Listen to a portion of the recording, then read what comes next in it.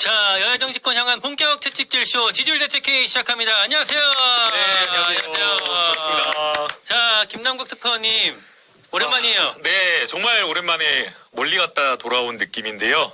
예, 3주만 지금 3주. 네? 아니요. 아니죠. 지난주에 2주. 왔잖아요. 예, 아, 2주만이죠. 퐁당퐁당. 네. 하루만 안 2주 봐도 만에. 한 주 더 못 보는 것 아, 같아. 근데 지난번에 안 왔는데 너무 박승민 최고. 제가 팬이거든요. 뭐 갑자기? 아, 너무 잘하시더라고. 예. 이 자리엔 여성이 한 명이 필요해. 아, 어땠어요? 아무튼 2주 전에 그 지난주에 그 서초동 현장 약간 친명이 비명을 존중해주는 그런 느낌인가? 달라치게 세요. 뭐야 갑자기. 우리는 민주당은 그런 게 없어요. 친한 친윤 웃기고 이렇게 싸우면 그런 게 아니에요. 우리는. 알았어. 어차피 우리 내가 하나된 민주당. 이쪽이 줄이니까 좀 편하게 안고 가겠다 아니에요. 그런 거 우리는 아니야? 하나된 민주당. 사랑으로 다 통합. 이재명의 민주당. 네. 네. 아, 지난주 아무튼 어땠어요? 좌절? 현장에서 현장 분위기. 법원 앞에서. 현장 분위기는 되게 긴장된 분위기였는데 다들 이제 속보가 뜬 걸 보고 믿을 수가 없다라는 그런 분위기였죠. 그 자리에서 막 우시는 분들도 계셨고 또 어떤 분은 화가 나가지고 막 소리 지르면서 엄청 크게 화를 내신 분도 있었고. 저는 사실 약간 걱정했던 게, 이 정도 선거면은 물리적 충돌 같은 게 혹시 있지 않을까라는 우려도 했는데, 그런 그런 거는 전혀 아니었죠. 없었고요. 우리 민주당원들은 다 평화 집회, 촛불 집회를 하기 때문에 그런 거는 없었고, 그 양형이라든지 유죄라든지 만약에 이제 유죄가 나온다고 하더라도 이 정도까지 이렇게 할 줄은 다 상상을 못했던 거죠. 근데 이게 저희만 그랬던 게 아니라 뭐 대다수의 법조인들이 그렇게 평가를 했었잖아요.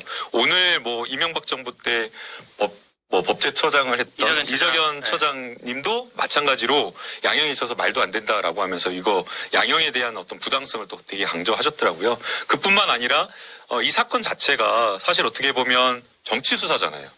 네. 고개를 끄덕여 주세요. 정치 사건이죠. 그렇죠. 네, 정치자금법이니까.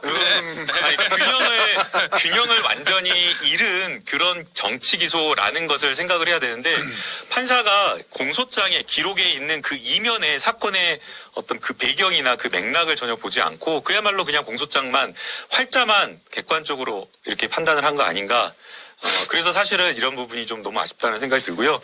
법리적으로 봤을 때 원래 공직선거법의 허위사실 유포나 이런 부분은 문헌의 의미를 확장해서 판단을 해서는 안 된다라는 게 확립된 판례예요. 그래서 엄격하게 그 당시에 발언했던 그 문헌의 한정해서 국한해서 봐야 되는데 이번 판례 같은 경우에는 아예 그 문헌의 의미를 추론해버리고 그 문헌의 의미를 더 맥락을 넘어가지고 전체적 인상이 이렇다라고 하면서 유죄를 선고해서 문제가 진짜 많은 판결인 것 같습니다. 자, 현장 분위기를 여쭸는데, 판결의 어떤. 판결에 대한 평가까지. 지난번에 사실은 이제 그때 선고가 바로 나와서 그때 제가 현장에는 없었지만 여기 스튜디오에는 없었지만 그 방송 프로그램 좀 봤었거든요.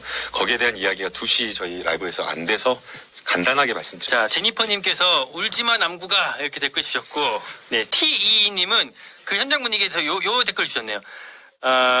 안기령, 뭐라고, 안기령 최고다? 안기령, 저기 당협위원장, 지역위원장이 안기령 앵커님. 그 당시 선고받았을 때 법원 앞에서 이 다른 진영의 지지자들과 충돌을 한 게 있는데 뭐 곱게 나이 드세요. 뭐 그런 얘기였던 것 같은데. 그런 망언을 나이를 해가지고 먹으려면 곱게 먹지, 뭐 이런. 언론 보도까지 나고 이렇게 양쪽 진영에서 비판을 들었었던 그런 모먼트가 있었다. 그날 아마 이제 좀 격앙돼서 안기령 앵커님이 그러셨던 것 같은데요. 조금 이제 그 상황이 되게 다 너무나 충격적이어서 그런 어떤 특수한 상황이었다라는 점을 이해해 주셨으면 좋겠고요. 제가 안기령 앵커는 아니지만 앵커? 대신해서 제가 죄송하다는 말씀드리겠습니다. 대신 사건까지. 품이 커. 자, 이긴축은 목소리가 왜 그래요? 저 감기 걸려가지고. 우리 돌아가면서 목소리가 지금 진짜 그러네. 지금 애기 있어가지고 지금 감기가 열나면 안 되는데 그러네. 지금 열이 좀 오르고 있어가지고 그럼에도 불구하고 CBS 방송은 꼭 나와야 하니까 나왔고. 이번 주 방송가에 아주 하드캐리를 하셨던데. 아니 뭐 여기저기 불러주는 데가 맞는데 결과적으로 고 1심 이재명 대표의 선고가 이제 그 2개잖아요. 김문기 몰랐다는 무죄인데 그 사진을 이제 마치 골프를 친 것처럼 조작했다라는 그 발언이 허위의 사실로 판명이 돼가지고 유죄가 된 거고. 그 사진의 장본인. 그러니까 사진이 장본인이기도 한데 네.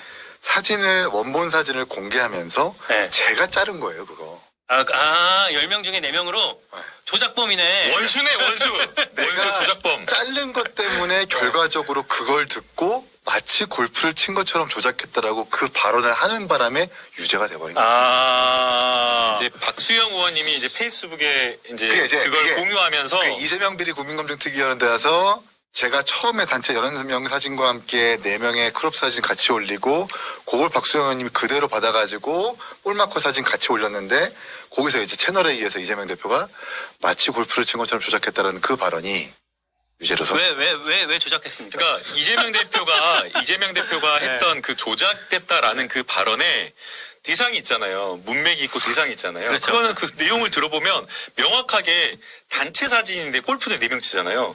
단체 사진인데 딱 4명만 잘라가지고 골프 마크 찍어가지고 마치 골프 친 것처럼 그렇게 사진을 보낸 거예요. 현장 사진 것처럼. 그러니까 거기가 그러니까 골프장은 아닌 거잖아요. 골프가 아니라 네. 단체 그냥 관람하면서 여행 다니면서 이렇게 사진을 같이 찍은 건데 골프 뭐 페어웨이 하다가 골프 친 사람들끼리 딱 4명이서 사진을 찍은 것처럼 조작을 했다라는 의미로 사진이 조작됐다라는 그 이야기를 한 건데 골프 쳤다라는 것을 조작했다라고 말을 확장해서 해석해버린 거죠. 그 이제 제가 사진 공개자의 당사자로서 조작범. 그때 이제 조작범. 공개를 할 때 이거 골프 친 거 아닙니까?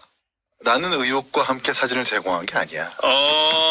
이거 보세요. 김문기 씨 옆에 있습니다. 아니 근데 근데 특정한 거야? 그런데 네, 거기서 네. 인터넷 온라인 등에서 맞아요. 이거 골프 친 것 같은 느낌도 든다. 맞아요. 그런 시중의 의혹을 본인이 해명한답시고 마치 골프를 친 것처럼 조작한 거죠.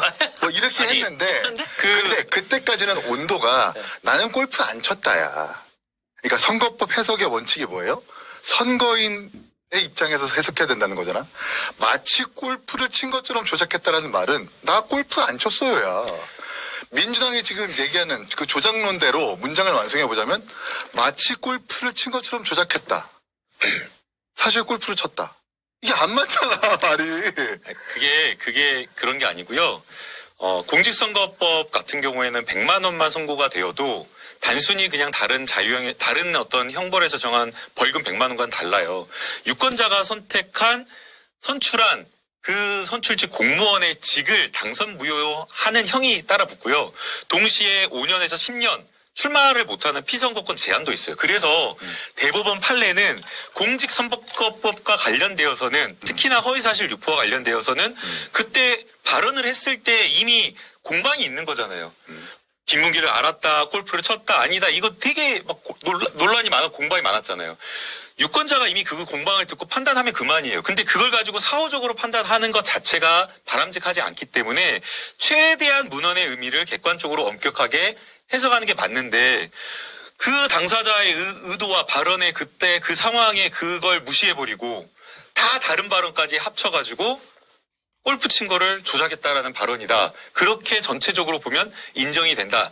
유권자는 그렇게 인식한다라고 해가지고 유죄를 한 거예요. 그래서 저는 이게 너무 무리한 판결이다라고 보는 거예요. 예, 우리가 이제 그때 지난주에 라이브 했었을 때는 좀 되게 세게 나왔다 그랬잖아요. 근데 우리가 좀 무지했어.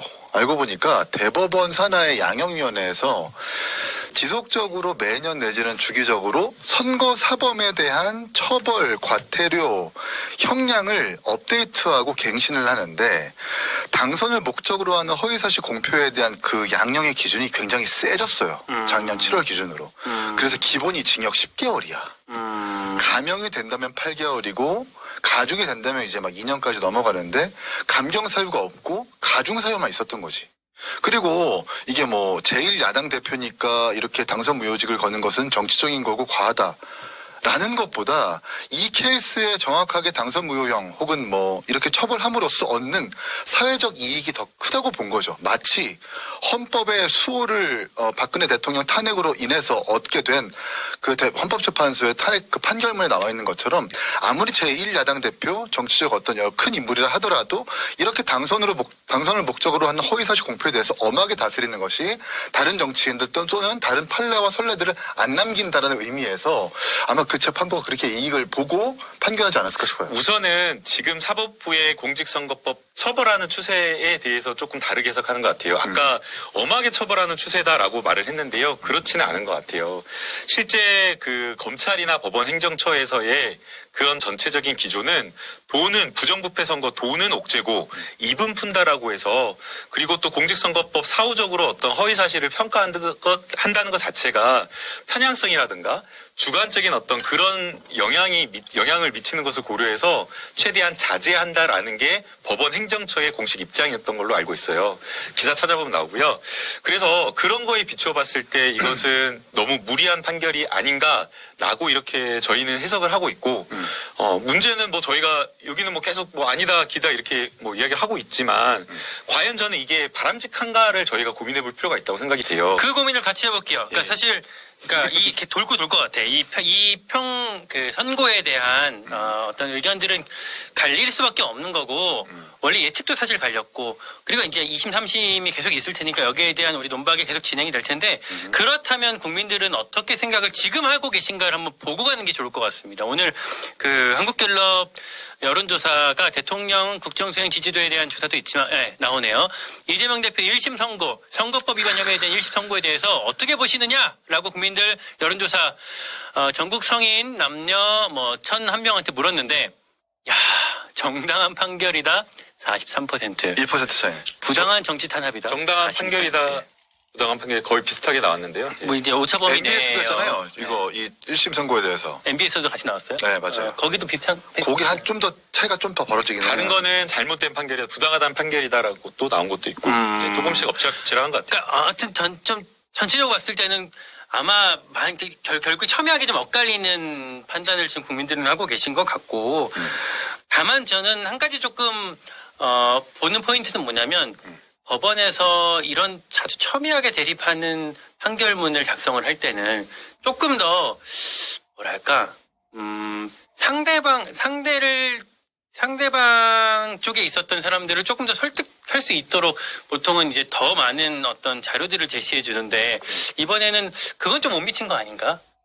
그런 판결문이? 생각이 들어요. 네, 판결문이 한 133페이지 되는데 백현동이 상대적으로 그러니까 백현동이 좀 많고 네. 김문기 씨에 대한 그 관련된 것은 좀 적죠. 네. 그러니까 김문기 몰랐다라는 것은 주관의 영역으로 재판부도 판단하기 때문에 판결문에서 사실 뭐 크게 이견이 있을 수 없다라는 것이었던 것 같고 그와 반면에 이제 골프를 친 것처럼 조작했다라는 그 발언은 뭐 이게 나름의 뭐 복잡한 해석이 필요로 하는 것은 아닌 아니죠. 거잖아요. 아니, 그러니까 본인의 어떤 쳤다라는 행위 쳤다라는 경험과 대비됐을 때 본인의 그 방송에서의 발언이 상반되고 배치되기 때문에 이런 것을 공직선거법상 허위사실 공표를 하는 행위로서 인정을 한 것이고 이게 뭐 많은 해석과 많은 판례들이 필요한 부분은 아닌 것 같아요. 그러니까 판결문이 그렇게 김문기 씨 관련해서 좀 짧은 거 아닌가? 2심에서 이제 볼 텐데 민주당에선 이런 기대가 또 있더라고요. 그러니까 이제 1심은 어디 이제 하급심이니까 뭐 그냥 젊은 판사들이 그냥 좀 그냥 지금의 이런 어떤 법원을 압박하는 분위기 때문에 그냥 오히려 좀 세게 나간 거고 2심은 어쨌든 이제 고법 정도 되면은 부장판사들이 나름의 중심을 좀 잡아줄 거다 뭐 이런 기대를 민주당에서 하던데 잘 모르겠어요. 네. 예, 그건 잘 모르겠어요. 그러니까 되게 사법부가 그 전체적으로 보수화돼 있어요. 그러니까 되게 그러니까 들어오는 그 법관으로 임용되는 사람들 대다수가 과거에도 제가 대학생 때도 그런 걸 많이 봤지만 소위 말해서 강남 8학군 출신이 많고 또 집안이 어느 정도 부유하거나 소위 말하는 어떤 우리 사회의 기득권층이라고 할 수 있는 사람들이 많이 들어가요. 그래서 대다수 법관들이 보수적이에요. 대다수 사장님들 보수적이듯이. 판사할 생각 없었어요? 네? 판사하시지 그랬어요. 그럴 생각이 전혀 없었어요. 자유로운 영혼이기 때문에. 네. 그래서 사실은 뭐 재판부가 예컨대 지난해에 뭐 뉴스타파 윤석열 대통령 명예훼손했다 그래가지고 뉴스타파 뭐 압수수색하고 난리를 쳤잖아요. 대선을 조작했다라고 하면서 압수수색하고 난리가 났는데 지금 어제 뭐 공판에서 들어가 보니까 판사가 이거 도대체 공소 사실이 특정이 안 된다 이렇게 하면 아예 재판을 할 수 없다라고 하면서 공소 기각하겠다라고 하는 말이 있었어요. 근데 이런 재판부는 정말 소수인 거죠. 오히려 더 약간 보수적이어가지고 불리하게 저는 느끼고 있고요. 또 고법으로 간다라고 하면 이 고법 부장 판사님들은 뭐 경험이나 이런 연륜은 또 뛰어나시겠지만 또 한편으로는 뭔가 이렇게 조금 더 더 보수적으로 이렇게 가고자 하는 그런 것들도 있어서 참 쉽지 않아요. 예. 사실은 이거를 제가 의도했던 건 아니고 그냥 우리 처음에 우리 근황 토크를 하려고 했는데 자연스럽게 지금 이재명 대표 1심으로 들어갔는데 근황. 그냥 이어갈게요. 굳이 끊지 않고 이어갈게요. 이어가 한 가지만 공지라고 들어가야겠다. 네. 지난주부터 우리가 커피 쏘겠지. 쿠폰을 쏘기를 시작했습니다. 지난주에 저희가 불러드렸던 분들 중에 몇 분은 아직 안 달아주셨대요. 예, 저기 나오는군요. 지지율은 떨어져도 커피 쿠폰을 쏩니다. 잘못 들었다. 저희가 이따 중간중간에 혹은 그리고 방송 말미에, 커피 쿠폰을 댓글 남겨주신 분들께 보내드릴 건데, 호명되신 분들은 어떻게 하는 거죠? 그럼 이메일, 저희가 이따가 안내 이메일을 드릴 거예요. 그 이메일에다가 네. 제가 누굽니다. 라고 이메일로. 실명과 네. 본인의 전화번호를 댓글 쓴 거를 캡처를 해가지고 캡처까지는 안 해도 돼요. 어차피 그래요? 저희가 네. 알려드리니까 이메일에다가 본인 저 닉네임, 유튜브 닉네임이랑 보내드리려면은 핸드폰 번호가 있어야 돼요. 네. 그래야 커피 쿠폰을 저희가 보내드리기 때문에 그 아이디랑 이메일 번호 그리고 이제 본인 이메일 주소까지 그건 이제 보낼 때 나오는 거니까 그거 정도만 저희 이메일로 보내주시면 좀 이따 안내해 드릴 거예요. 그때 보내주시면은 저희가 커피 쿠폰을 쏴 드릴 겁니다. 오늘도 이제 중간중간 혹은 말미에 해 드릴 거니까 좋은 어떤 의견들이나 뭐 지지율 솔루션 같은 것들이 있으면 많이 남겨주십시오. 저희가 최대한 찝어드리겠습니다. 윤석열 대통령 지지율은 잠깐 미루고요. 이재명 대표 얘기를 지금 하고 있었으니까 네. 토픽 1이 토픽 1. 이재명 대표 사법 리스크 첩첩산중이었어요. 아직 울 때가 아니다. 많죠. 울어야 될 때가 많다. 근데 요것도 자 고전에 하나만 좀 짚어볼 게 뭐냐면 우리 지난주에 우리 얘기 나누던 거 공직선거법 1심에서 징역 1년 집행유예 2년이 나오게 되면은 이제 피선거권 제한이 들어가게 되는데 이 선거법을 개정한다라는 움직임이 최근에 민주당에 있었어요. 최근이 아니지. 사실 이거 선거 전부터 있었어요. 아 그래요? 공직선거법에서 허위사실 공표에 대한 네. 행위 자체를 삭제한다라는 것이 민주당 내에서도 움직임이 있었어. 그 움직임에 행위라고 하는 것은 이제 공표를 하는 행위, 네. 물리적 행위를 얘기하는 거죠. 네. 그렇게 해서 이제 문매를 맞았던 이유는 이재명 대표의 어떤 이 사법 리스크를 방탄하고자 하는 목적이 아니냐라는 것이 2023년부터 그렇게 개정 움직임이 있었고 이번에도 이제 지금 허위사실 공표 자체를 삭제하겠다 뭐 이렇게 하고 있는 거잖아요. 그렇지는 않은 것 같아요. 그러니까 개별 의원님들이 토론회를 개최해서 이 공직선거법으로 허위사실 요거를 이제 처벌하는 게 과연 바람직하냐라고 하면서 21대에서 토론회도 하고 개별적으로 이렇게 하기는 했지만 국민의힘이 그거 합의해 주겠어요? 통과시켜 주겠어요? 21대 의원 여기 계시네. 그러니까 통과를 없어요. 통과시킬 리가 만무하잖아요. 그래서 전혀 기대한 바 없고요. 그때 그러니까 개별적으로 논의를 하긴 했었는데 네. 어떤 공통된 합의가 있었던 거 아니에요? 원내에서 이거를 의제로 삼아가지고 막 추진시키려는 노력이나 이런 건 전혀 하지 않았고요. 공직선거법은 무죄가 나온다라고 하는 게 전반의 그 분위기였기 때문에 이 법안에 대해서 막 통과 의지를 가지지 않았어요. 그런 분위기였는데 이게 1심에 선고가 나왔으니 이제 추진하는 거예요, 그럼? 아니요, 예, 그렇진 않고요. 근데 이제 이거는 맥이네. 잘 맥이네. 안 궁금해서. 안 넘어가. 잘 맥이네. 그렇진 않고. 근데 이 공직선거법이 너무 엄격하게 만들어져 있어요. 아까 결국에는 이 공직선거법상 허위사실로 처벌하는 것은 선거의 공정성을 지키자고 하는 그 가치인데 또 한편으로는 표현의 자유와 유권자의 선택이라고 자유로운 선택이라고 하는 이 헌법 두 가치가 충돌하는 거예요. 그래서 균형을 이뤄서 해야 되는데 과거에 우리 선거는 사실은 되게 혼탁했잖아요. 돈 선거에 뭐 아주 흑색 선전이 난무하고 그러던 시절에 이 공직선거법이 들어오다 보니까 너무 과하게 규정되어 있었던 거예요. 그래서 이거를 조금 풀자라는 것들이 되게 많았고 이제 의원들 사이에서는 이렇게 이야기를 했어요. 왜 우리가 스스로를 검찰 단두대에다가 목을 내밀고 그냥 죽일지 말지를 거기다가 단두대에다 머리를 들어놓고 있냐 이거예요. 그래서 이걸 개정하자라는 게 항상 있어왔어요. 제 취지는 공감해요. 이를테면 예전에 그런 분 있었어요. 친한 분일 텐데 자동차 전용 도로를 고속도로라고 말해서 결국에는 의원직 날아간 분이 있었거든요. 맞아요. 이기민 의원. 예, 예. 그러니까 저는 그런 걸 보면서 이거 좀 과하지 않아요? 개인적으로. 그러니까. 이거는 좀 그게 맞아요. 그게 상대방 후보 김학용 후보를 향해서 네. 고속도로에다가 오토바이 출입이 가능한 법안을 발의했습니다라고 공보물에 기재를 했고 그게 알고 보니까 고속도로가 아니라 자동차 전용도로였던 거야. 그걸 가지고 그러니까 근데 유권자 이제 인식에 영향을 아니 미쳤다는 근데 거죠. 자전거도 아니 자동차 전용 도로인지 뭔지 사실은 크게 차이는 없잖아요. 전문적인 법률적인 용어기 때문에 정확하게 명칭 두 가지 구분해서 말할 수 있어요. 아마 취지는 근데 그거를 상대방을 이제 낙선시킬 용도 그 의도로 했다면 그리고 치밀하게 준비하고 했다면 문제 삼을 수 있는 거 아니냐는 데 근데 아무튼 그게 이제 예, 예. 고속도로에 오토바이가 출입한다는 건 더 대중이 인식했을 때 위험성을 가중시켰다는 아니 인식일 수 그 있으니까. 떠나서 지금 그 도로의 명칭을 구분해서 말할 수 있는 사람. 그 나는 조희정이라 너무 잘 알지. 근데 그러니까 말해보세요. 근데 봐봐 아니 말을 해주세요. 그러니까 자동차 전용도로와 고속도로는 몰라, 원래 다. 오토바이가 출입할 수 있느냐 없느냐로 갈려. 아 그러니까 그 명칭을 아냐고요. 뭘 명칭을 도로 뭘 알아? 명칭을 구분해서 말할 수 있냐고. 고속도로는 고속도로고 자동차 전용도로는 자동차 전용도로야. 이를테면 강변북로를 갖고 고속도로라고 하면 이제 이게 잘못됐다는 거잖아요. 사실. 그러니까 그러니까 원래는 봐봐 원래는 고속도로에는 오토바이가 출입이 안 돼. 그렇잖아요. 그쵸, 안 되죠. 위험하니까 이륜 차니까 안 되잖아요. 근데 여기에 오토바이가 허용될 수 있도록 입법 발의했다고 아니, 그러니까. 공무원에 넣은 거야. 그게 그러면 이걸 아는 사람들은 고속도로에다가 오토바이를 출입하게 해? 이거 굉장히 위험하겠는데? 라고 생각한다고. 이것 때문에 의원직을 상실한 거예요. 이제 그 구체적인 내용은 어떤지 모르겠지만 과연 그게 그런 정도의 이야기가 공방을 통해서 충분하게 아니라고 소명하고 해명하면 되는 거잖아요.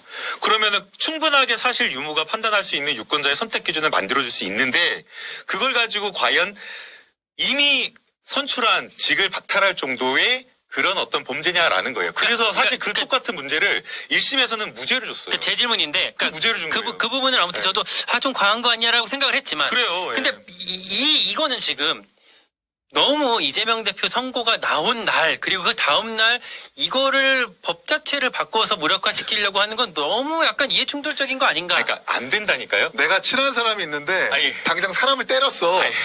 우리 마침 폭행죄를 없애야 해요. 막 이런 거 있는 거야 아니, 지금. 그러니까 이를테면 김건희 여사 지금 뭐 특검을 막 할랑 말랑 하고 그래. 있는데 김영란법을 우리가 갑자기 바꿔서 아니, 그래. 자, 받을 수 있게 한다. 그렇지, 그런 거 그렇지. 아니야. 죽이려고 윤석열 정권에서 죽이려고 본인 거짓말한 거 수두룩한데 수백 가지인데 수십 가지 아니 수백 가지라면 나 또 구속되겠다. 너 언젠가 아니 수십 가지인데 네. 자기는 다 무혐의 처분 검찰로부터 받고 상대 정적 후보는 죽이려고 탈탈탈 털어가지고 정치 기소한 거잖아요. 근데 개정한다고 해서 그 윤석열 대통령이 그거 해주겠어요? 여기서 당연히 거부권 행사하겠지. 장야찬 최고가. 그러니까 이게 통과될 리 만무한 건데. 자, 여러분 장혜찬 최고 왔으니까 잠깐만 쉬었다가 이야기가 계속 들어볼게요.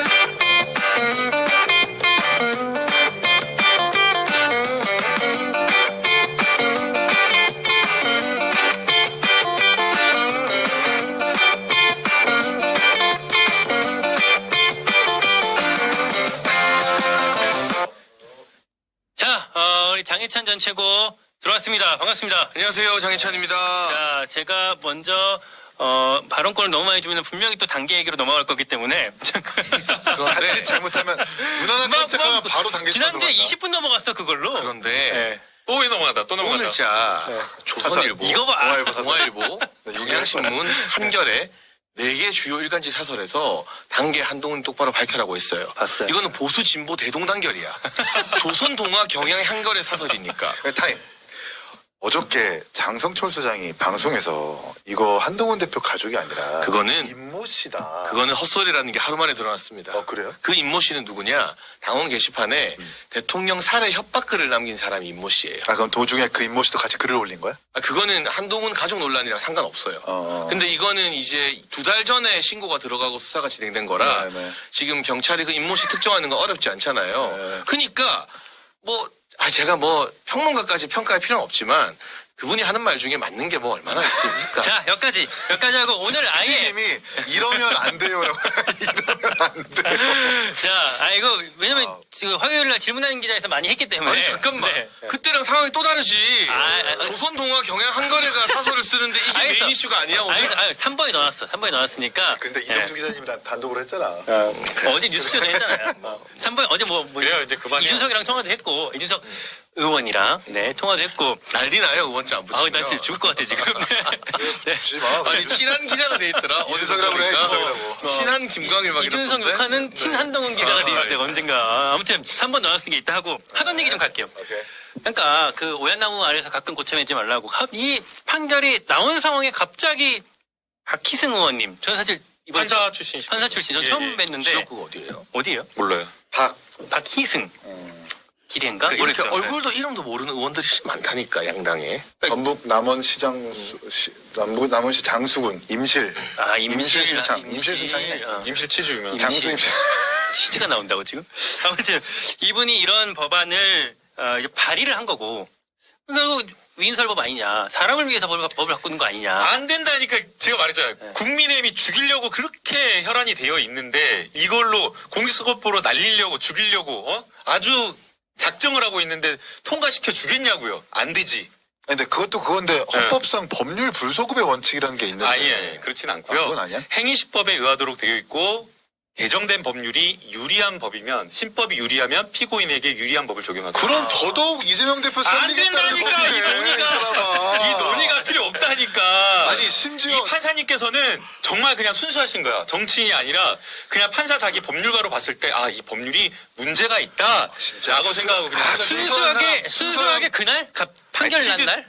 순수한 사람 다 죽었네 치즈 좋아하시고요, 진짜. 치즈 좋아하시고요. 형님 요 카라 왼쪽 카라 안으로. 네, 예, 이러지 마라. 이렇게 방송에서 일부러 좀 약간 따뜻한 이미지 그러니까 가져가려고. 다정한 남자야. 근데 저는 이 질문 제가 또 어제 오늘 많이 받았는데 좀 의외일 수 있지만 저는 논의가 필요한 법안이라고 봐요. 왜냐하면 현실에서 정치를 해보고 지역에서 뛰어본 사람은 하고 나온다 또. 우리나라 왜 이렇게 눈이 초롱초롱해서 난 쳐다봐 그 갑자기. 이야기를 오기 전까지 제가 여기도 한참 뭐, 여기도 그러니까 이거는 선거법이 정말 말도 안 되는 구식 규제가 많아요. 시대가 바뀌었어요. 근데 이제 이 메시지가 오라도 누가 언제 왜 이런 게 또 중요하잖아요. 그러니까 타이밍상 오해를 받기 좋은 타이밍이다. 그래서 지금은 오히려 논의가 더 안 될 텐데. 아니, 선거법 쓰면 수사받고 있어요? 맞아. 받고 있어. 나 있어. 나 있어. 기소됐어 심지어. 그러면 그 말을 그대로 돌려줄게. 그러니까 타이밍상 문제가 오해를 많아. 살 타이밍일 수 있는 거야. 그러니까 나 그것까지 나 까놓고 말하는 거야. 아, 그래. 그래서 이건 언제 논의가 돼야 되냐?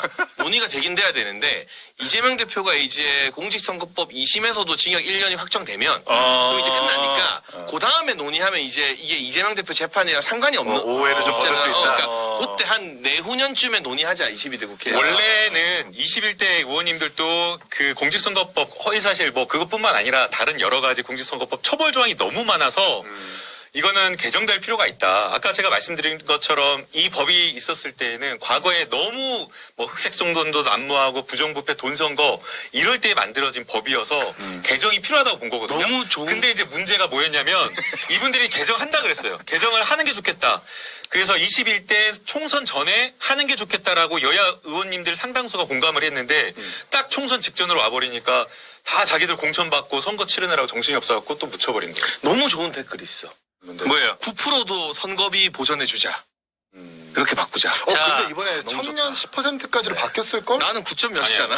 자, 이분 아이디가 알고라는 거지. 팔레시아님 9%도 전액 반환해달라고요. 그러니까 그것도 좀 넣어주세요. 자, 법안에. 팔레시아님은 저희 커피 쿠폰 드리겠습니다. 네. 팔레시아님 커피 훌륭한 쿠폰. 분이야, 정말. 네, 저- 의석수 많은 정당에 제 이메일로 경상도 댓글 좀 주세요. 많이 주는 것보다 사실 젊은 사람들 나가가지고 9%든 한 자릿수든 좀 주는 게 그렇게 어차피 그렇게 바뀌어도- 개정하는 건 사실 어차피 바뀌어도 저는 못 받습니다. 그러니까 저랑 상관없습니다. 얼마나 안 돼. 썼어요? 얼마나 썼어요? 많이 썼죠. 총력을 그러니까 형님 기준에서는 얼마 아니지만 저한테는 뭐 이제 준 재산이죠. 열심히 일해야겠네 지금. 자, 아무튼 이런 말씀을 나누고 있는 가운데 이재명 대표를 향한 추가 기소가 들어왔어요. 법인카드? 법인카드 유용 혐의. 그러니까 뭐 6번째라고들 해요. 이번 정부 들어서 선거법, 대장동 성남FC, 그리고 백현동 위중교사 대북송금, 그리고 6번째로 법인카드 유용 혐의가 들어왔습니다. 근데 제가 아무튼 인상 깊게 봤던 반응 하나는 홍준표 경남지사, 대구시장인가요? 대구시장. 마이 묵었다 아이가 하면서 이미 기소된 건으로도 이재명 대표는 중형이 불가피한데, 그리고 우리 입장에서는 곧 총리 인준을 받아야 되는데 이런 것까지 기소해서 오해 살 필요가 있었나라는 어떤 뭐 지적. 전형적인 기회주의적 발상이죠. 기회주의 왜요? 아니 시민들 세금 정치인들 주머니로 들어가는데 여야가 어디 있고 네 편 내 편이 어딨어. 본인 그러면 저도 글을 봤는데 네. 이재명 대표의 이 법인카드 혐의를 가지고 굉장히 뭔가 별것 아닌 것처럼 축소를 하더라고. 이거 굉장히 좀 기분 나빴어요. 저는 사실 제가 당사자로서 더 크게 느끼는 걸 수도 있어. 왜냐하면 경기도뿐만 아니라 성남시에서부터 그 비서실로 업무 추진비 유용하는 바람에 그 직원들이 밥 못 먹고 라면 먹었다라는 녹취까지 있단 말이에요. 그런 상황에서 사실 홍준표 시장이 그 업무 추진비 유용 의혹이 사실 그냥 그 밥값 정도로만 축소하는 건 굉장히 불편한 거고 본인도 그럼 설마는 그 정도의 혐의는 당연하게 나온다는 얘기인가? 이런 얘기는 당사자로서 사람들의 선택을 받는 정치인으로서 하면 안 되는 이야기라고 저는 생각을 해요. 어떻게 보세요? 전혀 동의 안 하죠. 홍준표 시장이 말 동의한다는 거예요? 그렇죠. 그러니까 아마 국민들 대다수가 해도 너무하다라는 그 생각을 하셨을 것 같아요. 사실 이 경기도 법인카드 문제는 국민의 세금 뭐 일정 부분 동의를 해요. 그러나 이 지금 사건과 관련되어서는 지시했다거나 보고했다거나 아니면은 여러 문자라든가 카톡이라든가 이런 것들이 하나도 없어요. 기소를 하거나 공소유지를 할 만한 것들이 없어서 경찰에서는 무혐의 처분했었고 검찰에서도 공소유지를 할 수 없었던 그 상황이었어요. 그런 사건이에요. 근데 그런 사건을 말도 안 되는 정황상 인정이 된다라고 하는 그 판례 하나로 그럼 무죄가 나오더니 일단 기소를 해보자라고 해가지고 기소를 한 거예요. 그래서 이 사건 자체가 기소를 하고 하는 내용 자체가 저는 부당하고 문제가 있다라고 보고요. 더 안에 디테일하게 보면 그 근거들이 좀 너무 이상해요. 차량을 사적으로 이용했다라고 하면서 임기 재직 기간 전체를 그렇게 이용했다라고 한 거예요. 근데 그 근거를 살펴보면 아파트 차량 스티커가 붙여 있다고 그러거든요. 근데 출퇴근 계속 하려면 붙어 있어야 돼요. 관용차에도? 관용차에 당연히 붙어 있어야지. 다 의원들도 다 붙어 있을걸요. 저도 다 등록을 했었고. 그럼 아니면 어떻게 매번 날마다 들어갈 때마다 해요? 그게 아니잖아요. 그래서 과연 공소유지를 어떻게 할지 저는 이거 자체가 무리한 기소다라고 보는 거고요. 두 번째는 정치적으로 봤을 때 1심 유죄 선고가 나왔잖아요. 1심 유죄 선고가 나와가지고 그 나쁜 사악한 윤석열 정권에서 정치검찰이 이재명 죽이려고 한 소기의 성과를 달성한 상황이잖아요. 근데 그 상황에서 또 기소해? 야, 진짜 저는 이렇게 비열한 정권 처음 봤어. 이렇게 사악한 정권은. 근데 네. 일단 그 다음에 세 번째 하나 있어요. 말씀하십시오. 자, 이렇게 해가지고 자기들이라도 얼마나 깨끗하고 엄격하고 진짜 엄격한 기준에 의해서 카드를 쓰고 이렇게 했으면 몰라. 마음대로 오마카세 처먹고 참치집에서 네. 횟집에서 사 먹고 주말마다 그러면 그 같은 기준으로 하면 윤석열 대통령 골프장 간 거 그거 사적 이용 아니야? 그거 다 처벌해야지. 그 다음에 다 어디 가가지고 막 관용차로 술 먹으러 다니고 다 그 문제가 되는 거잖아요. 그런 구분이 없이 자기들은 엉터리로 해놓고 검찰도 마찬가지로 특활비도 다 수사에만 써야 되잖아요. 수사에만 써야 되는데 한우 먹고 그 명절 때 떡값으로 대부분 엄청나게 큰 돈이 풀린 거 다 알잖아요. 그럼 그거에 대해서는 엄격하게 안 하면서 이재명에 대해서만 기소를 하지 못할 거를 경찰에서 이미 불기소 처분한 것을 이제 와서 갑자기 한다고? 근데 이제 정황이나 지시한 정황이 없이 뭐 구체적인 어떤 증거가 없이 기소했다라는 건 좀 이해가 안 되는 게 공무원들이 몰래 이재명 시장 집 들어가가지고 로션 채워놓고 초밥 사다 주고 뭐 제사상 음식 갖다 주고 배수현 비서랑 정무직 공무원이랑 왔다 갔다 했었던 카톡까지 드러난 마당에 그럼 이재명 도지사의 암묵적인 동의 내지는 알고 있었다라고밖에 볼 수가 없죠. 그걸 누가 그냥 이재명 시장이 아무것도 모르는데 혹은 뭐 거절했는데 공무원들의 스스로의 봉사라고 볼 수 있겠어요? 그거는 너무 좀 안 맞는 이야기고 저는 정치권이 너가 잘못했으니까 나의 잘못도 괜찮아 라고 얘기하는 거 더 이상 그만했으면 좋겠어요. 그러니까 제가 어제 글을 올렸던 건 그거야.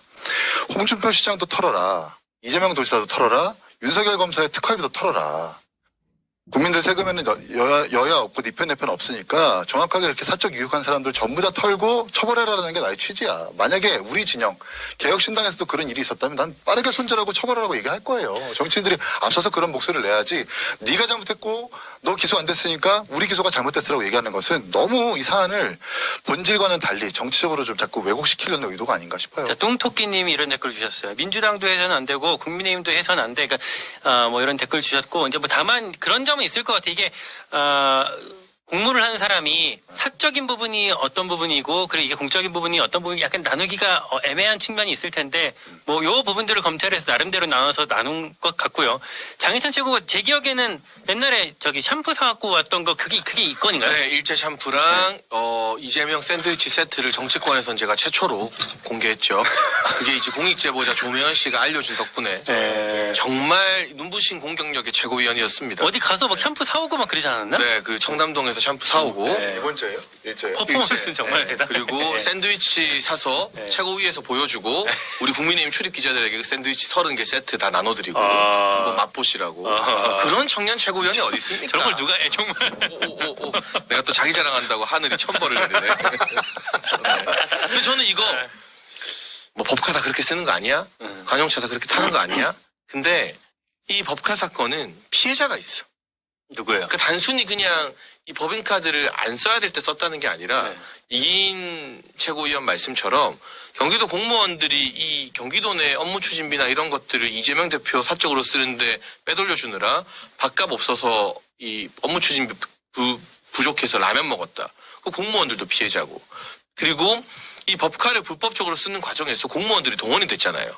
배소현과 조명현이라는. 그 과정에서 조명현 씨가 공익제보를 하면서 수많은 갑질당했던 것들까지 다 폭로했잖아요. 그러니까 그런 명확한 피해자들이 있기 때문에 단순히 법카를 내가 쓰면 안 될 때 썼다가 아니라 피해자들이 명확한 사건이라 좀 더 엄하게 봐야 되고 관용차 건은요.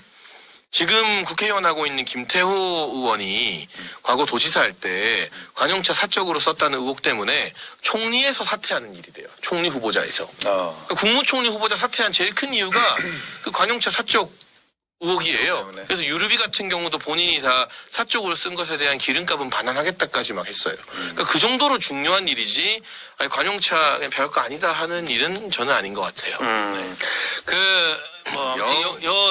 요 지점은 이제 어쨌든 심리가 이제부터 시작이 되니까 좀 결과 어떻게 나올지 지켜봐야 될 것 김남국 같고. 힘내라! 댓글 나왔어요. 김남국 힘내라 있어? 미연킨 님도 네. 장예찬 오니까 분위기가 확 산다라고 슈퍼챗 보내주셨습니다. 감사합니다. 자, 미연킨. 다음 주 월요일에 지금 중요한 선거가 있어요. 위증교사. 사실은 이거는 민주당 안에서 사실은 선거법보다 훨씬 더 뭔가 유죄 가능성이 있다라고 생각을 해왔던 거잖아요. 그 선거가 이제 월요일날 앞두고 있기 때문에 이제 이번 주말 그리고 다음 주 초반까지도 정치권 전체가 좀 바짝 긴장할 상황이 될 것 같은데 일단은 전망을 좀 어떻게 하십니까? 전망은 뭐 무죄? 지금 무죄가 아니라 지금 사법부 분위기가 이상하게 좀 돌아가는 분위기라서 네.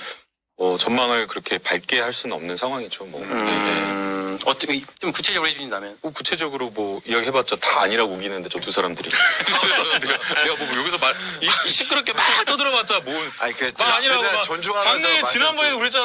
나 선거- 김영선 공천 개입한 거 없다며. 나 선거법 관련해서 지금 동의하는 지점이 있다고 맨날 이렇게 두 사람 하잖아요, 우겨. 나는. 뭐 김영선 뭐 개입한 것도 없다 그러고 막 다 뭐 난리치고 다 드러났잖아. 남국이 형. 힘들어. 아니야 나는 맞는 말에는 오늘 선거법 편 들어줬잖아. 자, 논의가 아무튼 그 필요하다고. 두 분 먼저 전망해 주시면 어때요? 위증교사요? 네.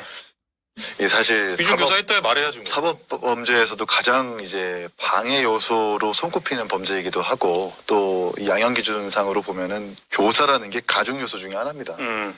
그리고 그러니까 본인보다도. 그러니까 감경 요소를 보면 이제 반성을 한다거나 아니면 우발적 범행이라거나 뭐 이런 게 있어야 되는데 우발적 범행이라고 하기에는 김진성 비서한테 몇 차례나 전화해가지고 사실 교사를 했다라는 의혹이 있는 거고 반성을 한다기엔 지금 계속해서 이걸 정치적 이슈로 몰고 가다 보니까 감경 사유는 없는 것 같아요.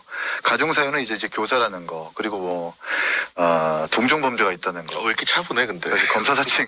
아니 남국 형이 너무 기분 나빠하니까 너무 어떻게 못하겠어. 짧게 말해. 그래서 몇 년이냐고. 후도님이 삐졌네. 하페포님, 뭐 유지나 뭐 리버스 여러분들께서 김남국 삐졌냐 이렇게 많이 일단 공선법보다 구형이 세니까 제가 생각했을 땐 징역 2년에 집행유예 3년? 더 세게. 네. 장희찬 최고 어떻게? 저는 징역 1년 6개월 생징역. 실형? 법정 구속이라고? 아니, 법정 구속은 유예. 조국처럼. 근데 집행유예 없이. 법정 구속은 법률상 좀 어려워요. 예. 실형 없이. 체포동의안이 통과가 돼야 되는데 집이 없이 그냥 1년 6개월. 이유는 간단합니다. 공직선거법 때 2년 구형한 게 반 1년이 나왔으니까 이건 3년 구형했으니까 반 정도는 나올 거다. 그리고 위중교사는 제가 찾아보니까 최근에 판례에서 95%가 실형이나 집행유예. 나머지 이제 5%가 벌금형이에요. 그러니까 유죄 아니면 유죄가 인정됐을 때 95% 이상이 굉장히 많죠. 이제 집행유예 이상의 징역형, 금고 이상형이 선고돼요. 그러니까 벌금이 나올 가능성은 거의 없다고 봐야 되고 무죄냐 유죄냐인데 지금 분위기로 보면 유죄에서 징역형이 나올 가능성이 높죠. 그럴 경우 만약에 정말 이 위증교사에서도 어떤 피선거권 제한 혐의가 나올 경우 그 어떤 그런 상황으로 흘러가면 민주당은 어떻게 됩니까? 이제 결국에는 뭐 항소심에서 다툴 수밖에 없는 거죠. 그거 말고는 방법이 없잖아요. 당내 어떤 역학구도, 리더십 이런 건 변화가 전혀 없. 변화가 없죠. 예, 예. 오히려 하나 되는 모습을 보이겠죠. 제가 네. 한 민주당 재선 의원한테 물었는데 이 지점을 그렇게 얘기를 하더라고요. 그러니까 만약에 정말 위중교사까지도 피선거권 제한이 나오게 되면 민주당으로서는 의원들로서는 플랜 B도 생각해야 하는 것 아니야 하는 목소리가 나올 것 같다. 바로 나오지는 않을 거예요. 바로는 안 나와요. 예, 1심이기 때문에 항소심에서 얼마든지 무죄가 선고가 될 수 있고 바뀔 수 있기 때문에 아직은 이르다라고 볼 것이고 만약 그런 이야기를 하시는 의원님이 있다라고 하면 아마 엄청 우리 당원들한테 비난과 비판을 받을 거예요. 그래서 감히 그런 말을 쉽게 꺼낼 수 없을 거라고 보이고요. 차기를 혹시나 이재명 대표가 안 되기를 바라면서 차기를 생각하시는 분들조차도 감히 그런 생각을 하지 못하고 이재명과 친하게 안 지냈던 사람도 친하게 지내려고 노력하는 모습을 거꾸로 오히려 거꾸로 그리고 더 구심력이 더 세진다. 더 세지는 거죠. 예, 예. 그런 분위기 사실 좀 반영한 게 사진이 있을까 모르겠어요. 이해식 의원이 원래 되게 점잖으신 분인데 신의 사제? 네, 신혜사한테 신혜종 아마 김동연 지사님 어제 사진이 더 아니 김동연 도지사님이 김동연 갑자기 도지사 세 마리 잡아 이재명 뽑아요. 대표 옆에서 막 수행하면서 막 굉장히 뭐 사법부의 판결 유감이고 원래 그런 장면이 원래 아니거든요. 그런 분이 아니었거든요. 그런 분이 아니에요. 근데 그러니까 최근에 막 단체장임에도 불구하고 기회주의적인 사법부의 거지. 제가 표현 너무 맞아요. 그래서 제가 대표적인 케이스가 김동연 지사님 같아요. 원래는 약간 정책이나 경기도에서 이재명 대표와의 어떤 차별화 정책이나 이런 것들을 맞아요. 되게 좀 선을 그으면서 사람 쓰는 것도 달리 했었는데 갑자기 지금 친명이 됐어. 근데 그런 분위기가 왜 그렇게 가는 거예요? 보통 우리 어떤 일반적으로 생각했을 때는 당의 핵심 리더십이 만약에 그런 대권에 문제가 생긴다 그러면 다른 쪽 룸이 더 열릴 것 같은데 그러지 않는 이유가 그러니까 저는 지금의 이 민주당이 지난 총선을 겪으면서 친명계로 완벽하게 장악이 됐고 이재명 대표의 대선 출마가 불가능해지더라도 친명계에서는 그럼 우리가 찍는다. 이재명이 찍은 사람을 민다. 점지한 사람으로 이런 분위기가 있을 거예요. 근데 이제 제가 봤을 때 보수가 조금 더 부담스러운 건 이 기회에 이재명과 다른 노선을 가진 김부겸이나 뭐 정세균이나 이런 사람들이 튀어나와서 민주당이 체제 개선하는 게 보수 입장에서는 더 부담스럽고 어려워. 그런데 민주당 당내 여건으로는 이재명이 잠깐 대선 불출마한다고 우리가 이 민주당 내 장악권을 넘겨줄 것 같아? 택도 없다. 이재명이 어떻게 보면 후계자를 낙점하고 가는 그림으로 간다. 그리고 그 후계자가 대권 잡으면 이재명 사면 복권해준다. 이런 그림까지 그리고 있을 거기 때문에 김동연 경기도지사도 이분이 이제 경기도청에 친문 그룹들을 사실 많이 영입했어요. 전해철 네, 뭐 이런 사람들이 많이 들어왔는데 자기가 계산기 두드려 보니 야 여기서 내가 차별화 갔다가는 오히려 더 몰리겠다. 차라리 이재명 대표에게 손을 잡고 내가 후계자로 낙점받자. 라는 쪽으로 어떤 기조나 전략을 수정한 게 아닌가 싶어요. 그러니까. 맞습니까?